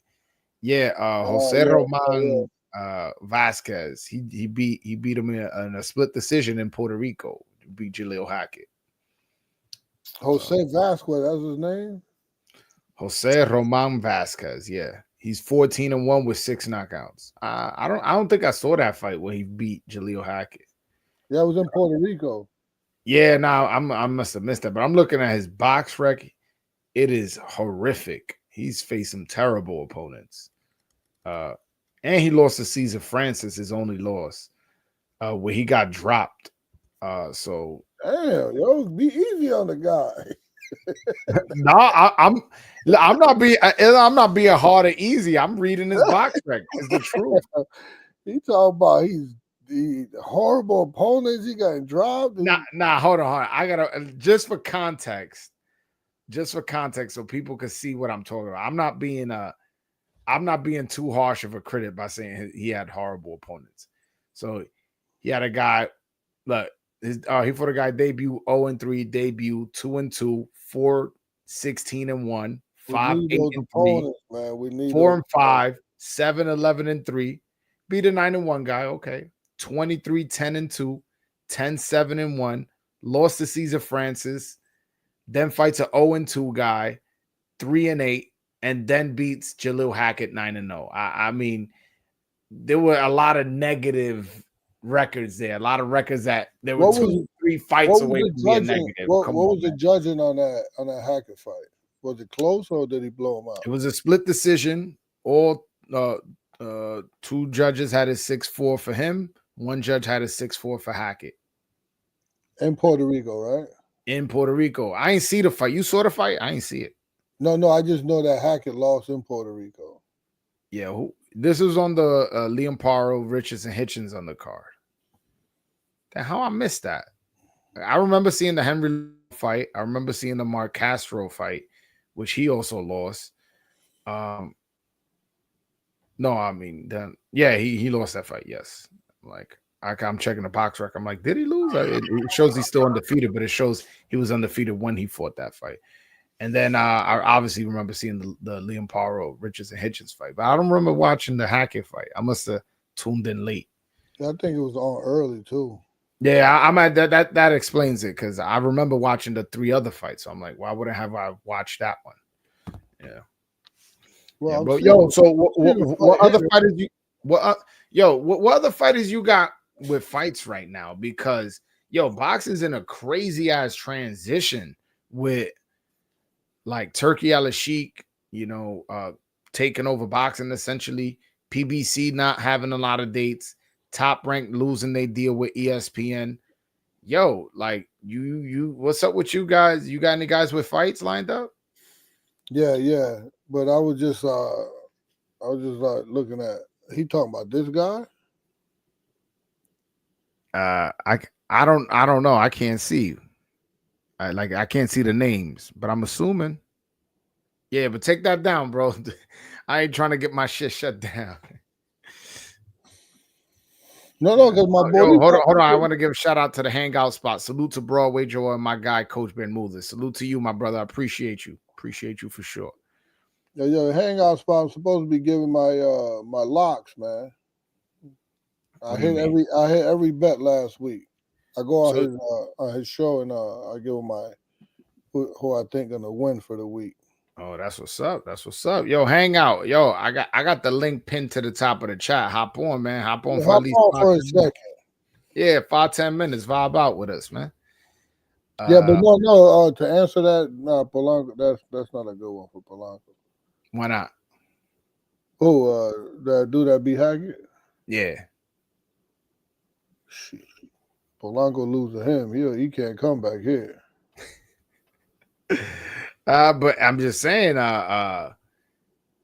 it's Polanco lose to him. I ain't coming back here. You think that's easy work? Yeah. I'm sorry, but that's not nothing against my Boricua brother, because I ain't trying to beef with my peoples. I like the fact that you mentioned somebody, but that him or Nicholas Flotz is not the one to beat Polanco. Yeah.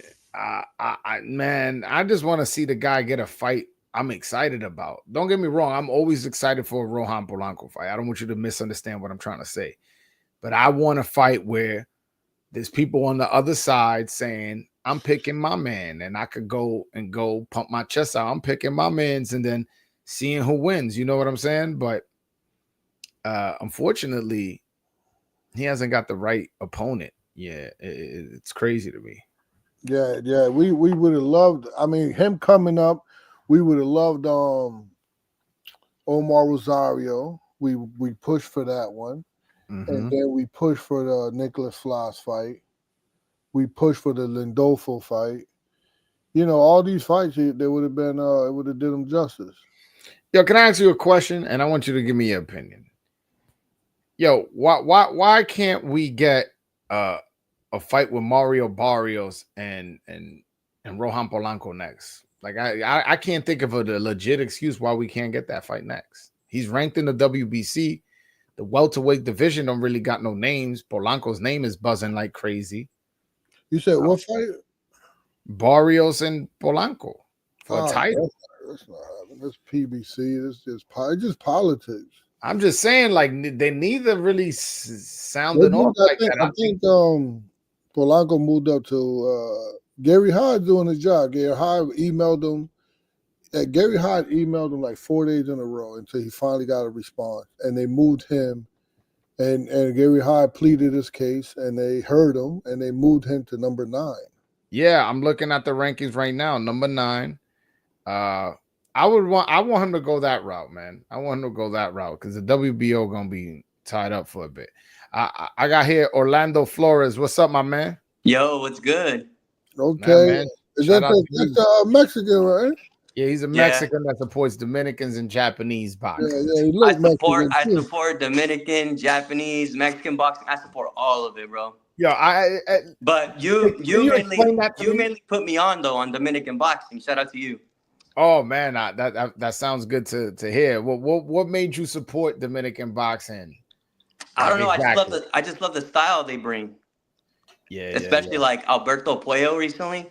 I thought that fight was pretty like 50-50 in a way, I like the way I agree. scored it. I agree. I had it that way too. And how'd you get into the Japanese boxing? I got into Japanese boxing because of Naoya Inoue, bro. Yeah, nah, that dude's a beast. He's one of my. He might be like outside of the Dominicans. He might be my favorite fighter outside of the Dominicans. I love his Oh, style. for sure. I get up every morning to watch that fool fight, bro. Yeah, hell yeah, hell yeah, hell yeah. I get up at 5 in the morning to watch that fool. Nah, I do the same. I do the same. But did you have a question for my man Hector? He's But on here. I was actually in Japan when Inoue. Well, actually I was training TJ Doheny. I trained TJ Doheny when he fought Inoue. You And when trained TJ Doheny? yeah, he trained here. I trained him basically his whole professional career. But so we went out there and we fought Inoue in Japan. And if you like him when you see him on TV, you would love to see him live. I know I would. I I wanna. was think That's I one of was my think goals. I was thinking of going out there for the Fulton fight, but it was I was gonna have to move mountains to make that happen. I was like, Even though we really had a really good game plan going into the fight. I mean, TJ was just a little bit too over the hill for to deal with. But TJ actually won like 3 rounds, 2 to 3 rounds. TJ did very well. But I was in the corner one time. He had TJ in our corner, and he's like right there. And TJ was like fainting to do something and fainting to do something else and fainting to do. And he was just like, when he feint to throw a hook, he's already there on defense. He'll feint to throw a left hand, he's already there on defense. And I'm sitting in the corner, I'm like, this motherfucker's nice, man. This nah, and, motherfucker and and he's good at jumping in and out, and he does the shoulder roll. He has a lot more skill sometimes than he shows. Sometimes he just so eager to go in there and brawl. He's willing to engage and take punches, but there's times where you see him he shows his head movement, shoulder rolls, distance control, jump in and out, and side work and angles and beautiful left hooks to the body, man. He's one of the best body punches in the whole fucking sport right now. I love watching him fight. Like I mentioned, outside of the Dominicans, I like him most. And people get mad at me, but I got him number 1 pound for pound. I know Usyk Easily. I wouldn't say easily because Usyk got an argument for sure. I just think Inoue wins way too dominant and has scored way too many knockouts for me not to have him number one pound for pound. Would you agree that Inoue saved that weekend? For sure. He got dropped in that fight, but he came back in an entertaining fight and stopped the guy, Cardenas. So it was crazy when he landed those right hands over and over and over again, right? Remember when he dropped it, I think the first time? No, it was he's a fucking spectacular fighter, man. And I think people don't realize, people will appreciate him after he retires. I think we're watching an all-time great. Jose Corpus told me he's on Salvador Sanchez level. He said this guy's so dominant. This guy has, pretty clear that he's the best in his divisions, in about 3-4 divisions. And he says, I think I got him on par with where Salvador Sanchez is ranked all time. So that's coming from Jose Corpus, a boxing historian. I think that's something to be, that we should take into account. He was at the event. Shout out to Jose Corpus, who was at the event promoting his book, Full Belt Era. Shout out to Jose, and he bought a shirt. He's definitely showing love. What do you think of Junto Nakatani? That was a beast too. That dude's an animal. He is an animal. I thought he had knockout of the year when he knocked out Maloney. That was a crazy moment. Yo, Hector, you remember seeing what kind of punch is that? Is that like a corkscrew punch when he knocked him out? It was kind of like he leaned to the side. It was, yeah. I mean, different trainer got different linguistics, right? And so when I say like throw downhill, especially downhill to the A side, and that's exactly what one of my fighters would, if they know it, the fighters that know it, they would do that punch. Yeah, I loved it.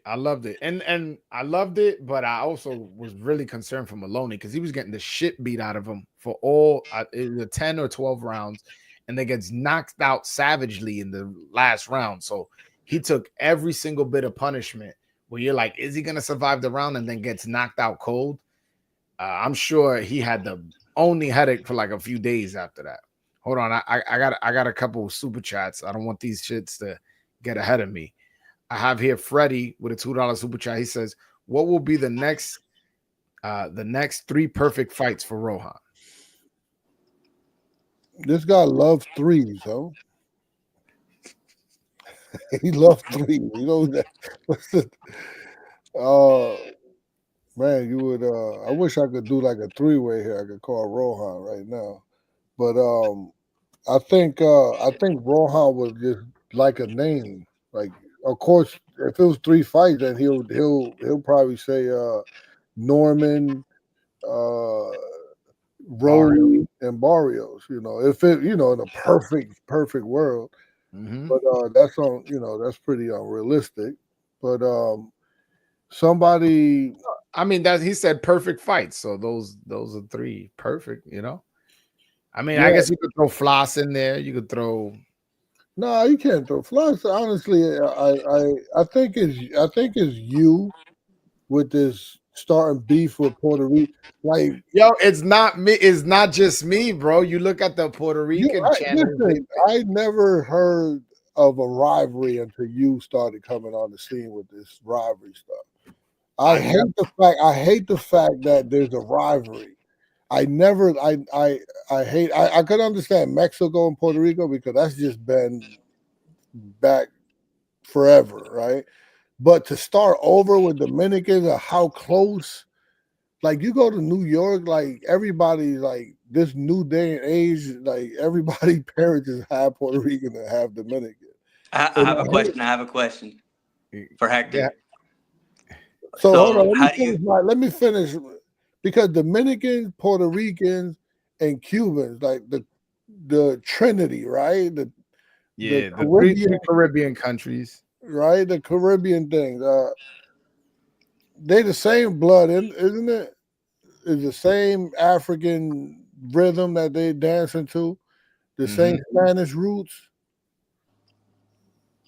Nah, listen. I hate you're looking at it from a negative perspective.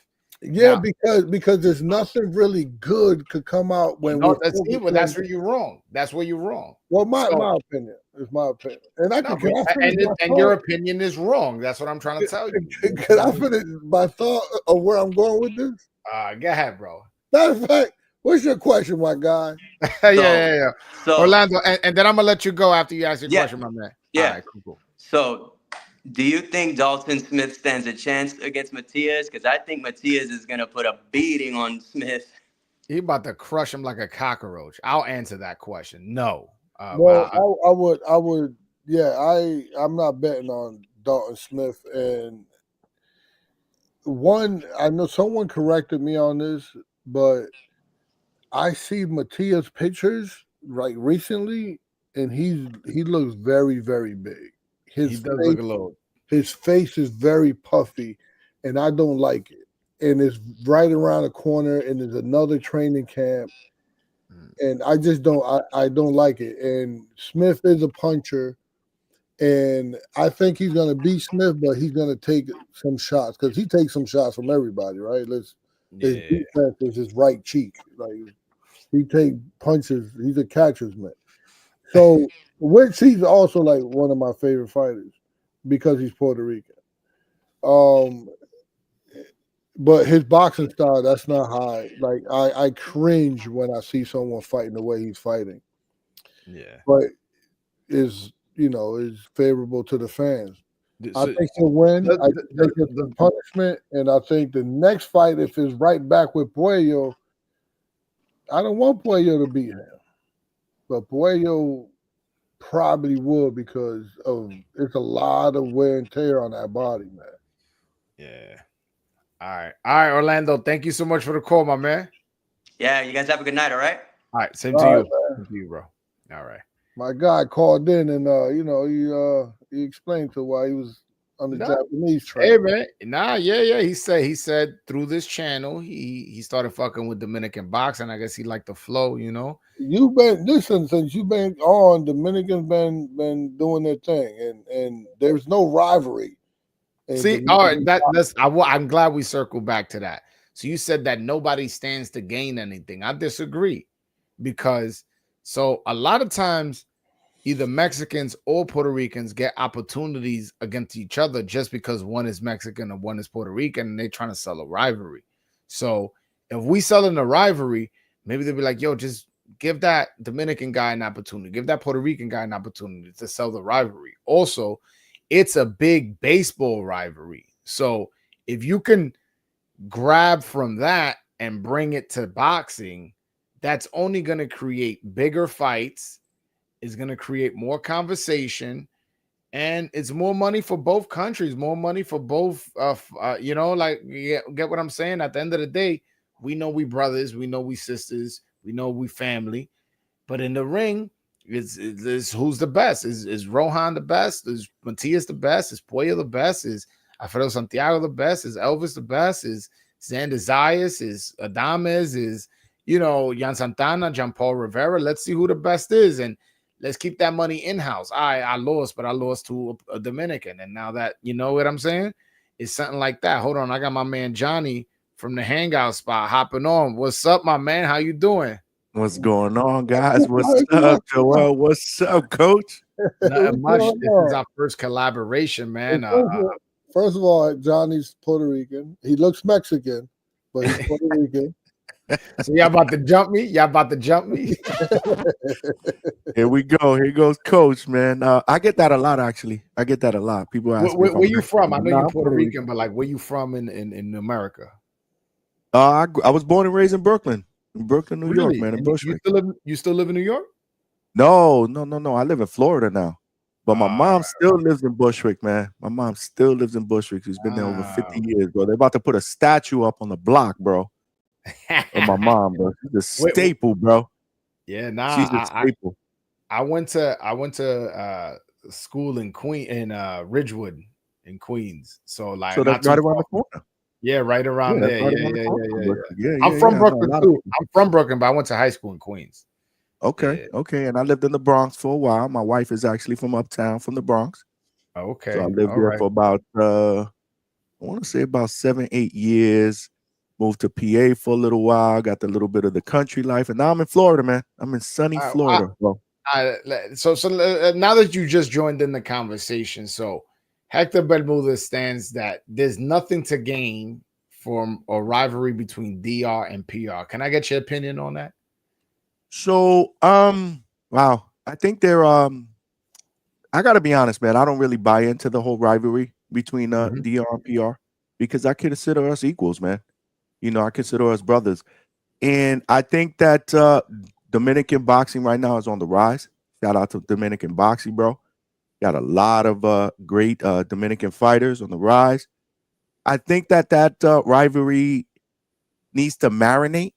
I think it will eventually. It will marinate. I don't think it's there yet. There's definitely more of a rivalry between Puerto Rico and Dominican in baseball. I mean, that's realistically where that rivalry is right now. Boxing, it has to marinate, man. It has to marinate, and I think it will, but I just don't see it there yet. As far as your question, yeah, I mean, there's a lot to be able to gain once it becomes a rivalry. I don't consider it a rivalry yet. Do you? No, I don't. I don't consider it a rivalry yet, but I do think that we're only a few steps away from it becoming a rivalry. We've seen how Matias and Polanco have talked about each other. We've seen, certain fighters just drum up a little bit more emotion when PR or DR gets brought up. So I think both having large populations in New York, I think for sure that there's a possibility for it, and it's only a fight or two away. Let Matias move up to 47, hypothetically speaking, and fight Polanco. The trash talking they're gonna have is gonna be crazy. They both really good talkers. They both, they talk kind of like on some street shit. I'm not calling them street guys, but that's kind of how they talk. That's the energy they're giving. Like, I'm ready to go anytime, anywhere, this, that, and the third. And I think that's gonna sell. And I think the Puerto Ricans from New York are gonna be supporting their guy, and vice versa. And we're gonna see each other and we'll be like, I'm rooting for my guy. In the same way it happens in baseball is gonna happen in boxing. I think that fight will sell, but it's just that fight at the moment, right? But I can see if it happens more than that, but just that fight right now will sell. Yeah, no, I can see that, and I apologize, guys, because my voice is a little shot. I've been sick the last couple of days, but I don't think, to your point, Joel. Yeah, I think that fight will probably stamp that, or maybe begin, that rivalry. But we haven't had that moment yet. You know what I'm saying? Like right now, it's just a fandom thing, right? The Dominican boxers are on the rise. The fans are all, in an uproar. They're excited, and obviously they should be excited. Puerto Rican fighters, Puerto Rican fans and their fighters. Obviously, there's prideful fans there. There's a history, of great Puerto Rican champions in the past. So, to your point, yeah, we need that one fight that's going to be able to put that rivalry basically on the map, but we haven't gotten it yet. Now, that's a good one. I think that's a good one, right? Because you said a lot of good things there, right? Because the trash talk is going to be legendary, and the fan bases are going to buy in either way, especially in New York City. And this is the question I wanted to ask you, because you live in New York City still, right? Yeah. So I remember growing up, right? There was somewhat of a rivalry between Dominicans and Puerto Ricans.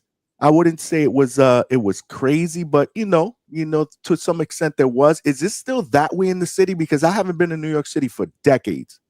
Nah, I'll be honest with you. Like, Dominicans run New York. I'm not even just saying that because I'm Dominican. Like, we're 50% of the Latino population in New York. So, like, we totally outnumber Puerto Ricans.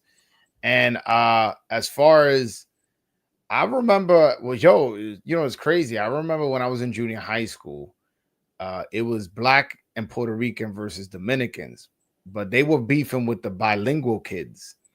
And but I'm Dominican, so I'm like, the Puerto Rican dudes, and the Black dudes, we were in the same class because I was in the English class. Anytime they would talk that Dominican shit, I'd be like, yo, my man, I'm Dominican too. But like, yeah, but you speak English and this, that. I'm like, I don't give a fuck. I'm Dominican. And I got a quick story. So the grade above us, I forget what grade I was in. I think I was in 6th and they were in 7th, or I was in 7th, they were in 8th. I don't remember. They wanted the biggest Puerto Rican dude wanted to fight the biggest Dominican dude, and he was following him home. And the Dominican dude ain't want to fight. He's like, yo, get out of here, man, out of here. And then we get to the front of his house. I'm just following just to see who wins the fight. And the Dominican dude is tired of getting followed and goes, fuck it, let's fight. So they start fighting. Boom, boom. I'm talking about just trading blows. And the Dominican dude dropped the Puerto Rican dude. Boom, he falls. And everybody's like, oh, he gets up. And we waiting for them to start fighting again. And he's like, woozy. He goes, yo, pass me a bat or something. Pass me a bat. And then the whole fucking place went crazy. And he jumped on the Dominican dude. It was something crazy. So for you to say like there was a rivalry back then, yeah. I mean, that's junior high school shit to a certain degree, but there was some tension between Dominicans and Puerto Ricans back then. But now, nah, hell no. There's too many half Dominican, half Puerto Rican babies out here. That's a good point. That's a good point. You know what I'm saying? Like I hate Puerto Rican, and there's always the father Puerto Rican. The father's Puerto Rican. Yeah, listen, I gotta be honest with you. My first girlfriend, bro. My first girlfriend when I was 15 was Dominican, bro. She was Dominican, man. I ain't gonna lie. Her mom was an excellent cook. I remember to this day, never had corned beef with plátanos until I started going out with her when I was 15. But I wouldn't necessarily say rivalry. You're right. It was kind of a tension type of deal, right? Yeah. So you know, like when people ask you like, are you Dominican? Like when you're Puerto Rican, like hell no. Vice versa, right? Dominicans, when you ask a Dominican, they put a hell no, I'm not Puerto Rican. So it was that type of a tension, so to speak. But again, I haven't been in New York for so long. I don't know what the culture has been like. Nah, the culture right now, honestly, first of all, we brothers. Even back then, we were still brothers. But for sure, right now, we still feel that way. We brothers, and we tease each other, but we still playing dominoes together. We still going to the same barbershops. We still dating each other's sisters. Like it's still the same shit. You know what I'm saying? We got different flags, but we the same people. But as of right now, New York, like I'm telling you, like New York is so Dominican, is crazy. Like again, like we really overwhelmingly the highest population in New York in terms of Latinos is Dominican, overwhelmingly. And the fastest growing Latino people in New York is Mexican, believe it or not. Although Venezuelans might have took that over lately, but for a while it was Mexicans. It's like Spanish Harlem is a lot of Mexicans there. That used to be all Puerto Rican. There's a lot of Mexicans there now in Spanish Harlem. I got you. I think it's gonna be a fun rivalry. It just has to marinate. I agree. I'm trying to throw my sazon in it. I'm trying to throw my the carrot. I get it. It has to marinate. I'm trying to chef it up. It's not there. It's not there. I listen to your channel. I ain't gonna lie. I listen to your channel. Somebody either took Broadway's Girl that was Puerto Rican, or somebody took the mittens on Broadway that was Puerto Rican. Something must have happened that he wasn't. Something happened along the way. Puerto Rican, bro. No, hold on. I don't hate on Puerto Ricans. I don't come on this channel talk bad about Puerto Ricans. I don't think you hate on them, but there's something there. No, there isn't. Believe it or not. What I'm looking at I never really heard you like hate on it because you don't have to hate. You just I didn't hear him either. I think you just love. You know, I just think it's good business. I'm looking at it from a business perspective. You know, like, Polanco got a little awakening when he went to Puerto Rico. He went there and he saw how Puerto Rican defend their own, and he saw how like everybody was just on him talking about Matias. And if a Puerto Rican goes to Dominican Republic, they're not on him. Like, you know, boxing is very rich in Puerto Rico. No, he said it. He was like, yo, it is. He witnessed that. Nah, and a lot of Puerto Ricans, they understand what Rohan's doing. He's trying to get his name up and he's talking his shit, trying to get fights. Ain't nothing wrong with that. I mean, but it also, Rohan definitely 100% believes what he's saying. It ain't like he just talking that he'll beat Matias or Floss up and he's just trying to get, you know, he don't believe in it. He's trying to get recognition. No, he know what he can do. He know his style, and he know his style is superior to Matias and Floss. Sorry, you know. Yeah. No. Listen, I would love to see it, but hold on. I got a couple super chats that they've been waiting for a while. $5 super chat from the Nobody in 92. Salute to you, my brother. He says, Hector, can you break down the art of shadow boxing? Yeah, I could definitely do that. I mean, there's more super chat up. Is that the last super chat or? Nah, that's not the. I got more. That's why I said I got a few more. That's the first. You better read them. You better read them before Hector goes into his his whole soliloquy. You want to save that one for later? I know this, bro. No, I he's been know on this, this, bro. My shows be going 5 or 6 hours, bro, because of Hector Bermudez, bro. Oh, breaking believe shit me, down. I've done. They love Listen, him. And I love him, and they love him. I'm not saying that in a bad way. Keep me up too late. I've done been mad at this dude for keeping Hey, me yo, up. and listen, this is Joel in a second, right? Joel is like, he know what I'm gonna say. What? His favorite line is thank you for you guys gave me enough of your time. I don't want to keep y'all. I don't want to keep y'all up, but when he gets tired and want to go. Yeah, hey man, I gotta try to be smooth with it, man. Tengo que tener un chin de tigueraje, you know. Joel, I tried that. I don't even do it no more. I'm like, Coach, bye. I'm tired. Good night. Right, Coach? Yo, I'm like, I gotta go, bro. We got 6 hour shows. It's 3 in the morning. We rocking out though. One time Johnny just started kicking everybody off. I kicked them all out, Joel. I was like, you know what? Bye. One of them said, you know what? You're gonna have to kick me off. Okay, bye. Boop. Coach, you done, Coach? Okay, bye. We finished. well, Coach, can you break down the art of shadow boxing? Yeah, shadow boxing is both an art and a science. Important for fighters for several reasons. Artistically, allow fighters to practice their technique, footwork, and form without the pressure of an opponent. This will help visualize their movement, their rhythm, and enhance their overall style.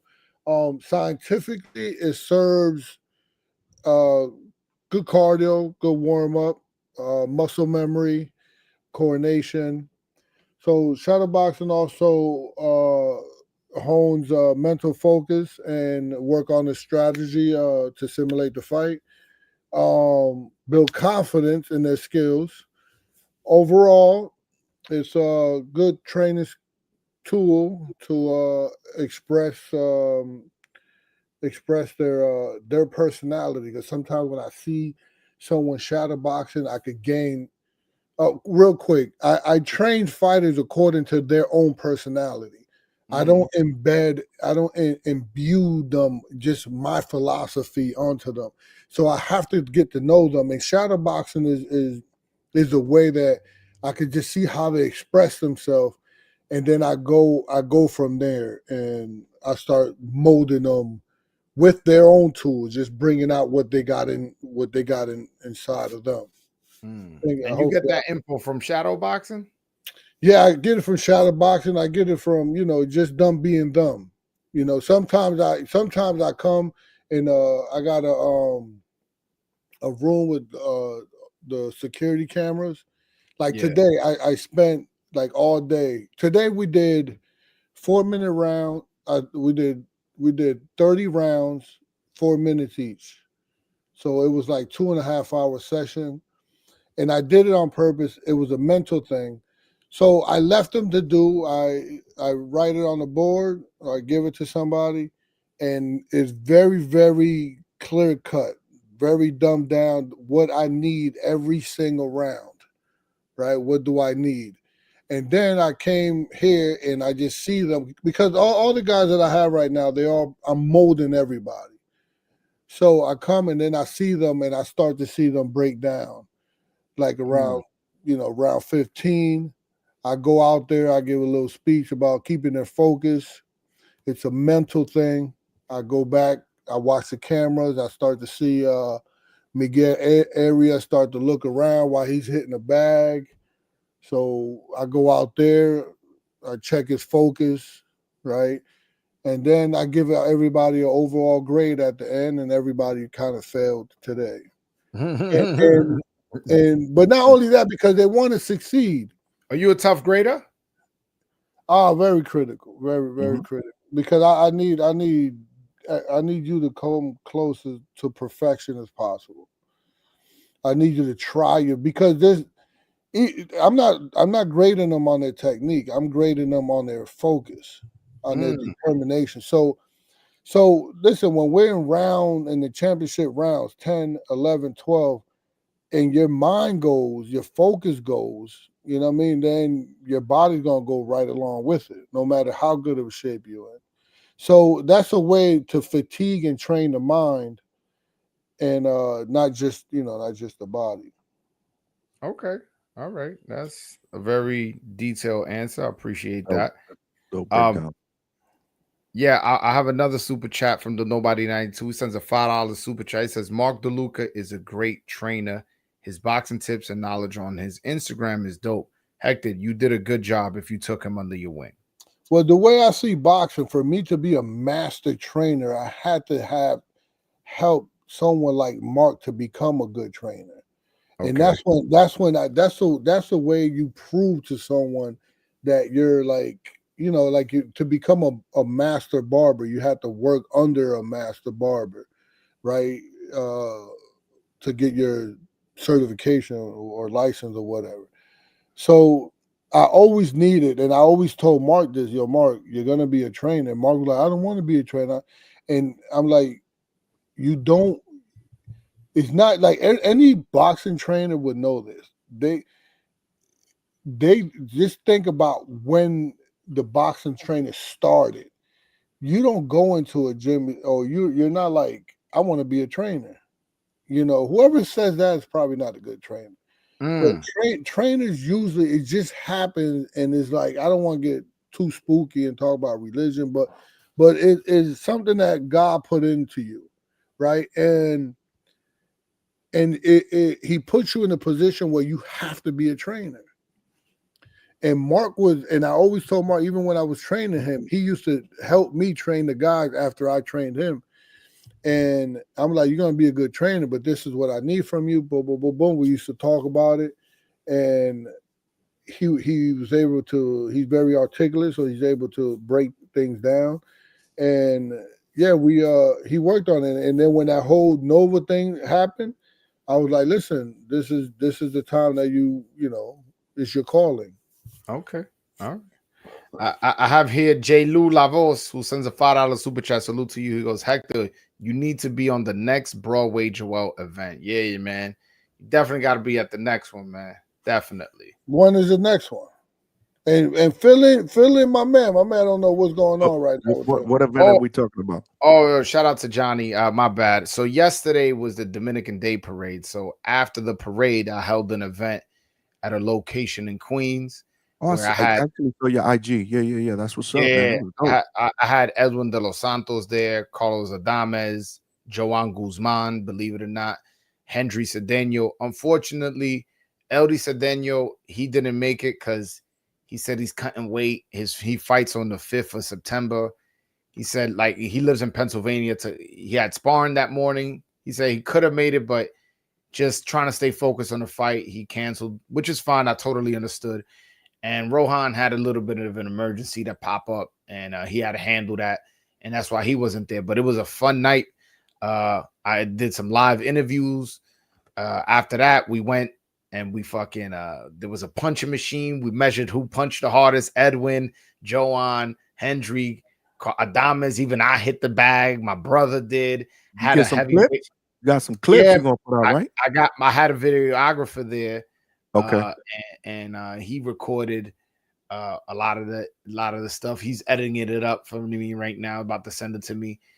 So it was dope. I had about 40-50 people there come just for Broadway Joel. I was selling Dominican boxing shirts, and people bought. I was selling hats. People bought hats. You, man. Had jerseys, hoodies there. It was definitely a dope event. Definitely. Even there's a amateur boxer who's about to make his pro debut, Stan the Man Perez, heavyweight guy, 6'3", 6'4", about 260. He was there just showing love, wanted to be part of the movement. So we got something cooking up, here with these events and shit. This is my first event. It was successful, and we had a lot of fun. And the boxers was like, yo, when's the next one? Like, that's when I knew it was a good event, when the boxers themselves, like, yo, when's the next one? We want to do this again. It was fun. It was, I haven't seen this guy in years, and now you brought us together. It was dope ass event, man. That's what's up, man. Congrats, man. Keep working, brother. Keep working, man. Thank you. Now I'm You know, definitely we always supporting here, brother. We family, man. We family here at the Hangout Spot, brother. Nah, for sure. I've been meaning to come on your show, but we both go live at night, so it's tough. Oh, yeah. Wow. I take late night to the next level, brother.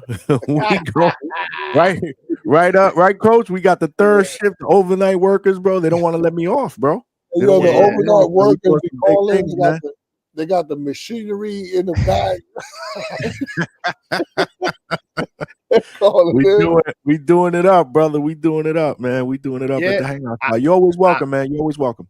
Nah, for sure. It's gonna happen eventually. It's just, I like in my personal life, man. I'm so busy. So it's definitely gonna happen. It's definitely gonna, because so maybe one day when I hop over my live here, I could just jump directly on yours, because it's since you go late. Because a lot of times we both go live like around 8-9 p.m. So we both live at the same time. Like when I go live is when I have time to go live. So hopping on another person's channel is a little bit difficult for me, because like I kind of want to do a live for my channel. But I definitely got to make it a point, make a stronger effort to be on your channel, because me and you, we've went back and forth about doing it a few times. It just hasn't happened. Not but lack of trying, not because lack of want either. I want to be on the channel for sure. But yeah, we'll make it happen. We'll make it happen for sure. And then we'll make it happen, brother. To your crowd. I'm sure there's people in your crowd that maybe don't know who I am, that maybe want to be interested in what I got to offer. Absolutely, brother. That's how we do, man. That's how we do. We collab, man. We grow together, man. We grow together. There's plenty of food in this buffet for all of us to eat. I always say that, man. Hell yeah. We all provide something a little bit different than the rest of us, but at the end of the day, we all got one thing in common. We love boxing. Facts, we love boxing. We love to talk that boxing shit, man. And what you're saying and the way you sound right now, this is and it's probably like not the direction to go, but that's how I want Dominican boxing and Puerto Rican boxing to be. I don't want the rivalry. I don't want it at all.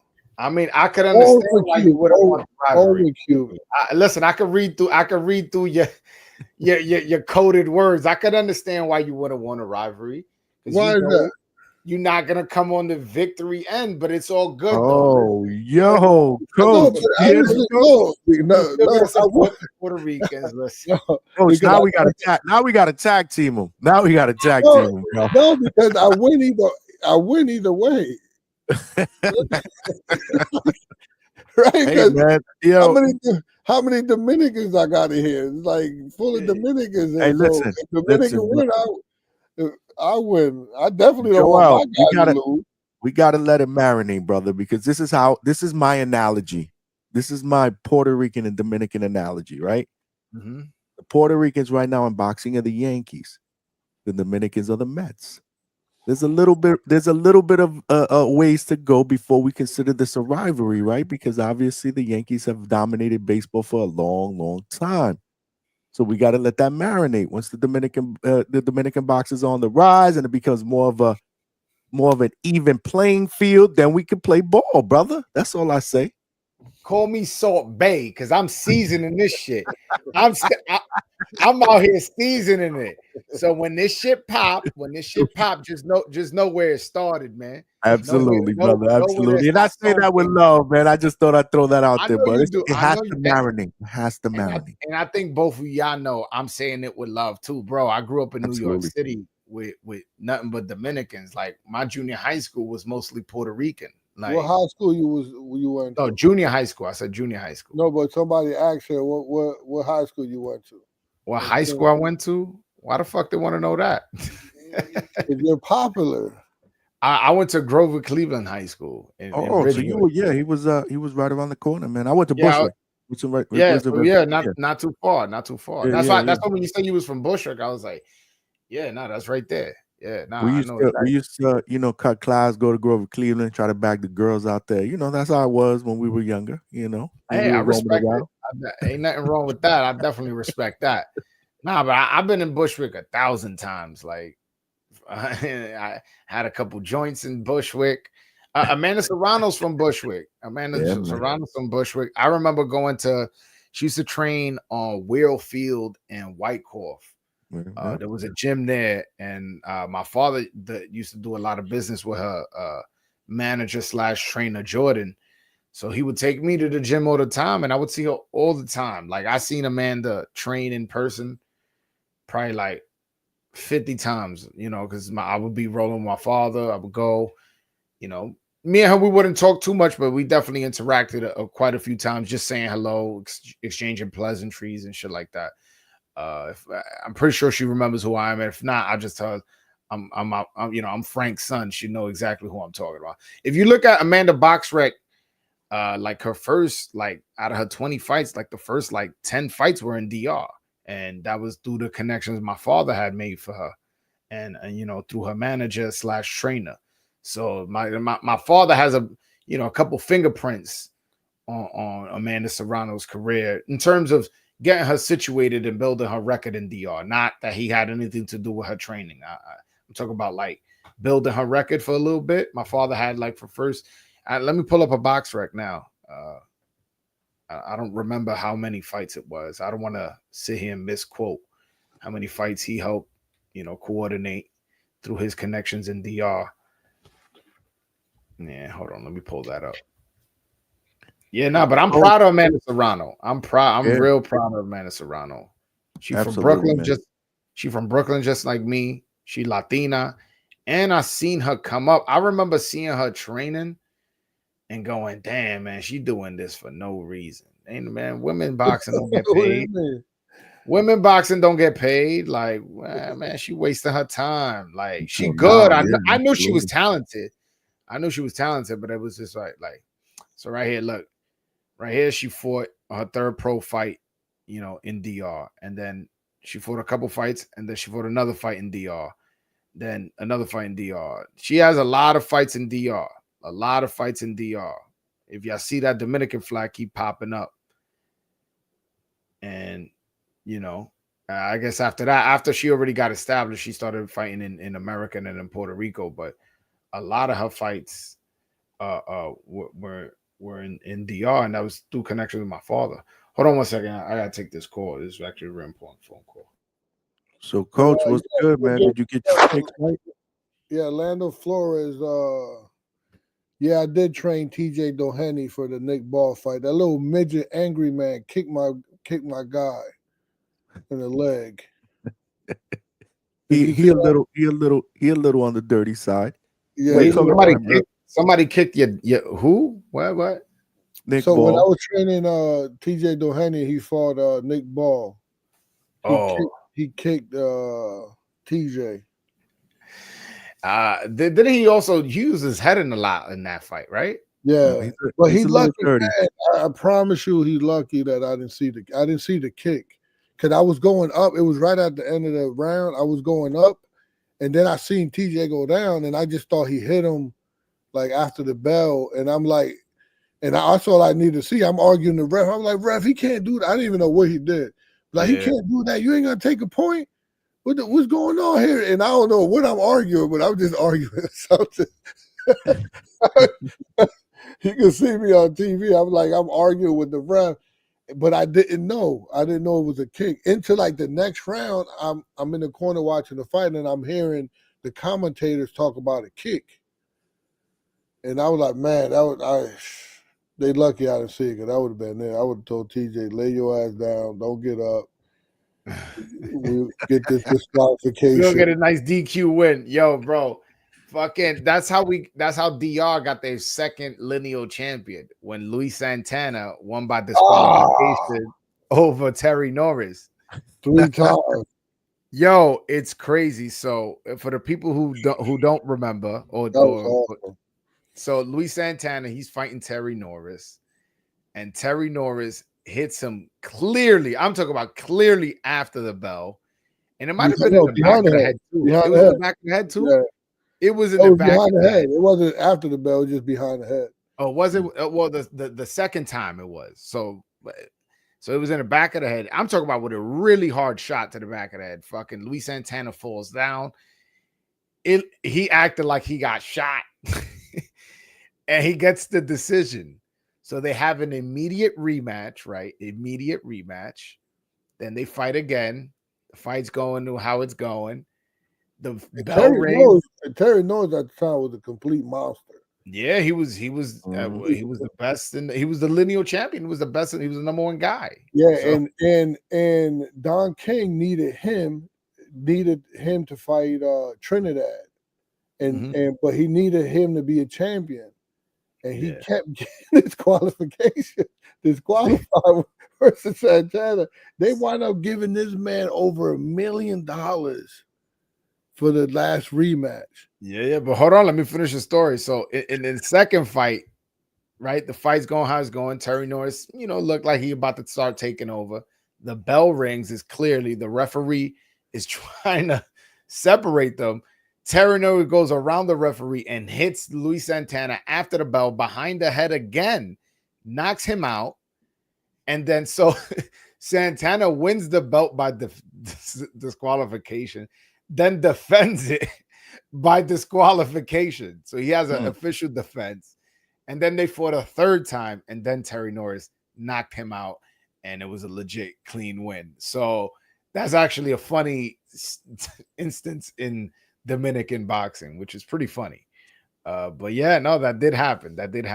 Yeah, he knocked him out quick too in the last one, in the second round. Yeah, I mean, shit. He probably softened them up, or them illegal blows to the back of the head. He made some money though. Whew. Yeah, man. Shout out to him. He made some bread off that. And then what happened with Terry Norris was the contract was almost up with Don King.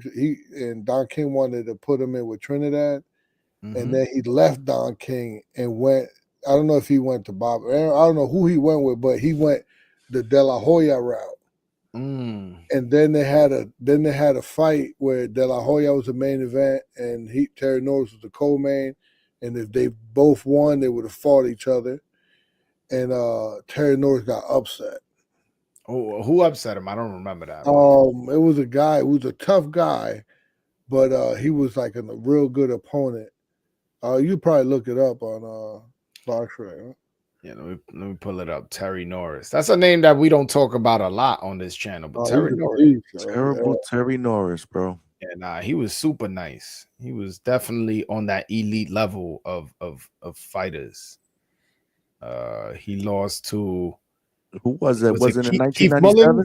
Keith Mullins. Yeah, Keith Mullins. Yeah, guys, 14-4-1, and he stopped him. So I used to train a guy named Tony Marshall, right? Okay. And it was Tony Marshall's hometown in Albany, New York, and we fought Keith Mullins. And Keith Mullins was tough. He like beat the shit out of Tony Marshall, but they robbed him. They gave it to my guy. And I always remembered him. I was like, man, that dude could fight. And then when he was fighting Terry Norris, I was like, everybody was writing him off because he had 4 losses. But he was like really, really tough. And then he knocked Terry Norris out. Yo, Terry Norris got a low-key argument for being the best 154-pounder ever. I ain't know he had 9 losses though. I mean, 2 of them were DQs. Well, 7 losses, but damn, I didn't know he had that many losses. Well, he got stopped by Simon Brown. That's not that loss isn't. That's not a terrible loss. You losing to Simon Brown. But he got starched by Julian Jackson too. Another fight that it's not. Wait, he got knocked out by by Julian Jackson. I don't remember that. Yeah, that was. Oh yeah, I see it in his box rec. Yeah, but the second round too. Shit. Yeah, but I mean the thing is Julian Jackson's power. It is.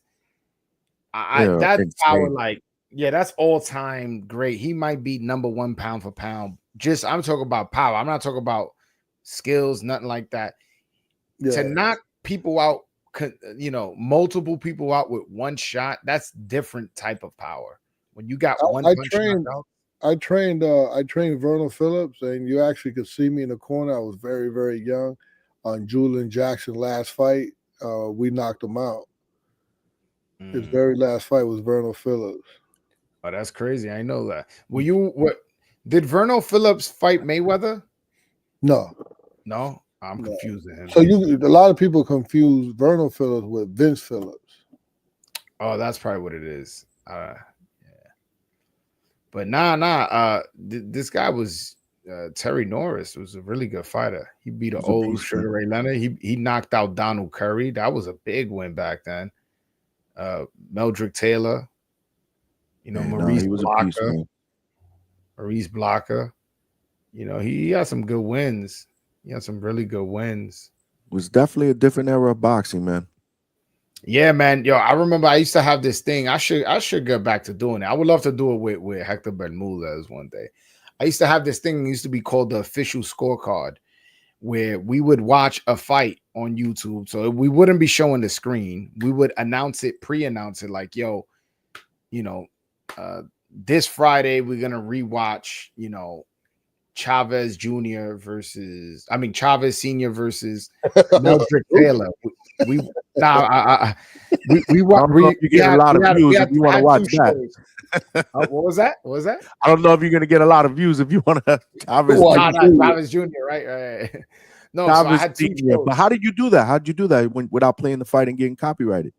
No, so I wouldn't put the fight on screen. I would instruct my audience, be like, yo, it's this video that I just put in the chat. Put it on your TV, on your phone, on your laptop or something so y'all can follow along. And I would be like, start it from minute 1 and 21 seconds. And we would count 1, 2, 3, press play at the same time. And we would watch the fight, commentate the fight, score it at the end. So any fight that was controversial, we would rescore it. And then I have another show. It's called Good Stoppage, Bad Stoppage. And we rewatched Sugar Ray Leonard versus Roberto Duran 1. And like you said, it was just a different type of era, man. First of all, these guys went to the body a lot more than they do now. And the skill set was just the pace, it was just amazing. And then we rewatched Chavez versus Taylor 1 to see if it was a good stoppage or a bad stoppage. Man, and the body shots those guys took, they both pissed blood. I'm guaranteed. I can't confirm that. I don't know. I don't have a source that told me, but the amount of vicious body shots those guys were giving each other for 12 rounds was insane. And so it's definitely a different game. It's definitely a different game the way it is now as opposed to back then. I feel like guys are now a little bit more conscious of the consequences of taking punches. I feel like back then they were a little bit more rough and rugged and ready to go to war. That's fair. That's absolutely fair. Yeah. And I see both sides. I see both sides of that though, as a fan and as a fighter. No, for sure. For sure. It's also come because of the lost art of inside boxing. Is kind of lost today. Yeah. And nobody knows how to cut a ring off either. That's a good point. It's like, how many times do we see a fight and he go, damn, he got to cut the ring off. Damn, he got to cut the ring off. It's like, yo, cutting the ring off, it didn't seem that hard back in the days. It's all of a sudden nobody knows how to do it. Yeah. It's actually I have a system where I have a whole program on how to cut the ring off, and if you see like the ring, right, and in the middle of the rope, I say there's a point here, then you have the corner, then you have the middle of the rope over here. So you have a point. So it's like a diamond. Yeah. Square within the square, and that's how you travel. You don't care. Don't worry about what he's doing. So then if you see the point, then if you see the corner, then it creates a triangle. So I say you travel the points until you get him in the triangle. And then that's where you attack him. Don't attack him while he's, you follow him around. You go to the point, and eventually if you travel the point like this, you're gonna eventually cut him off and put him in the triangle. So the ropes and the corner are your friend in that scenario. Yeah. I got you. I wish I could explain it a little better. No, I definitely got what you're saying. You're saying that the Yeah, point of the middle of the ropes and the point of the middle of the ropes on the other side creates a triangle, and you're trying to guide them there. No. So I don't know. This is a square I'm in, right? Yeah, you in a This square. is a point here, and this is a point here, Yeah. and this is a point here, and this will be a point over here. So now this part, right? Like this part. Let me see. This part here will be the triangle. If you go from here to like over here. I don't. Yeah. It's funny. That's exactly what I said. That's exactly what I said. So here you see the triangle over here.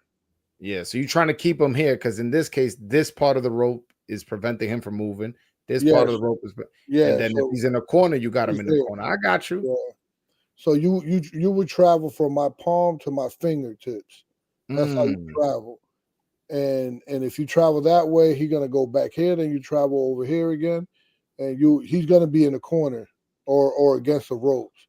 And now when you're against the rope, you don't attack him straight on. You attack him in an angle and make him move towards the bigger part where he thinks he got to escape. And that's where you jump. Because you're setting a trap at that point. Yeah, I got you. I got you. Dope. And that trap, I call it a double trap. So you go into it, then the next one is the real attack. I got you. But yo, fellas, man, I don't want to take too much of your time. But I gotta wake up. We gotta get the fuck out of here. You guys been so gracious, but I gotta go to bed. He's a lot better than me, coach, right? Yeah. I'm like, y'all gotta go. Nah, but this was fun, and yo, Johnny, Absolutely, I'm definitely gonna make more of an effort to be on your show. Just know, if I'm not on your show, it's just outside of YouTube, bro. I got a lot going on. I got you, brother. No, listen, I definitely want to. I value your channel. I have seen your content, so it's not like I think you don't bring value. For sure, I definitely think you bring value. And the times we've been on the Boxing Voice together, we vibe well. So I know once I go over there, we vibing well now. No, it should be no different when I'm on your channel. So I definitely want to pop up one of these days. You got my word, man. Hey, listen, man. Just know I'm there, man. The invitation's always open, bro. Whenever you got time, bro. You know how we do it up, bro. Weeknights, man. We doing it up. All right, for sure. Hector, thank you so much for hopping on, my man. I'll see you tomorrow. Yeah. I gotta get my picks in, man, before it gets we gotta get your picks. We gotta talk shit about all your other picks that you got wrong. No, my bad. No. Last week I hit all my picks. We didn't go live, and I didn't get to say it. You didn't get any draws? You didn't get any draws? No. I hit them all. I was hurt. I was like, man, we didn't go live, and no one's gonna believe me. I got you, man. So I definitely got some screenshots that I got proof that I hit all my picks. There you go. All right, man. Fellas, if y'all watching this, make sure y'all pull up to Johnny Hangout spot tomorrow, man. Check it out. Hector Bermuda's gonna be there talking sports. Man. Subscribe to the channel, man. We family. Exactly. Go subscribe to his channel. Just because you subscribe here don't mean you can't subscribe there. So make sure y'all go check out his channel. Support over there for sure. So fellas, Broadway, who will win, Jan or Espinoza? Damn, Espinoza's a world champion with all that experience. I need to see Jan Santana fight a little bit more before I give a fair prediction. This guy is. I just want to answer Carlos' 721 question. Nah, I mean, you got to respect experience. You can't just jump a level like that. You can't go from Aaron Alameda to possibly the number one guy in the division. Like that's not how boxing works. Like you have to, if you tell me Shushu, you tell me John Paul Rivera, you tell me John Paul. Beast. I like him. I've only seen them fight once, and what I saw, I liked. But what I'm saying is they about the same level. So if you all right, but you asking him to jump up to Rafael Espinoza, Diablo, manito, that's like different. That's a different type of animal right there, bro. Yeah. Like this guy's like 6'1" at 126. Unicorn, man. He's a unicorn at that division, bro. Yeah. So I would say, let's let Jan Santana develop a little bit more before we throw him in a fight with Espinoza. Good enough, man. All right, fellas. Appreciate y'all, man. I know. I appreciate you. Have a good night, man. All right, man.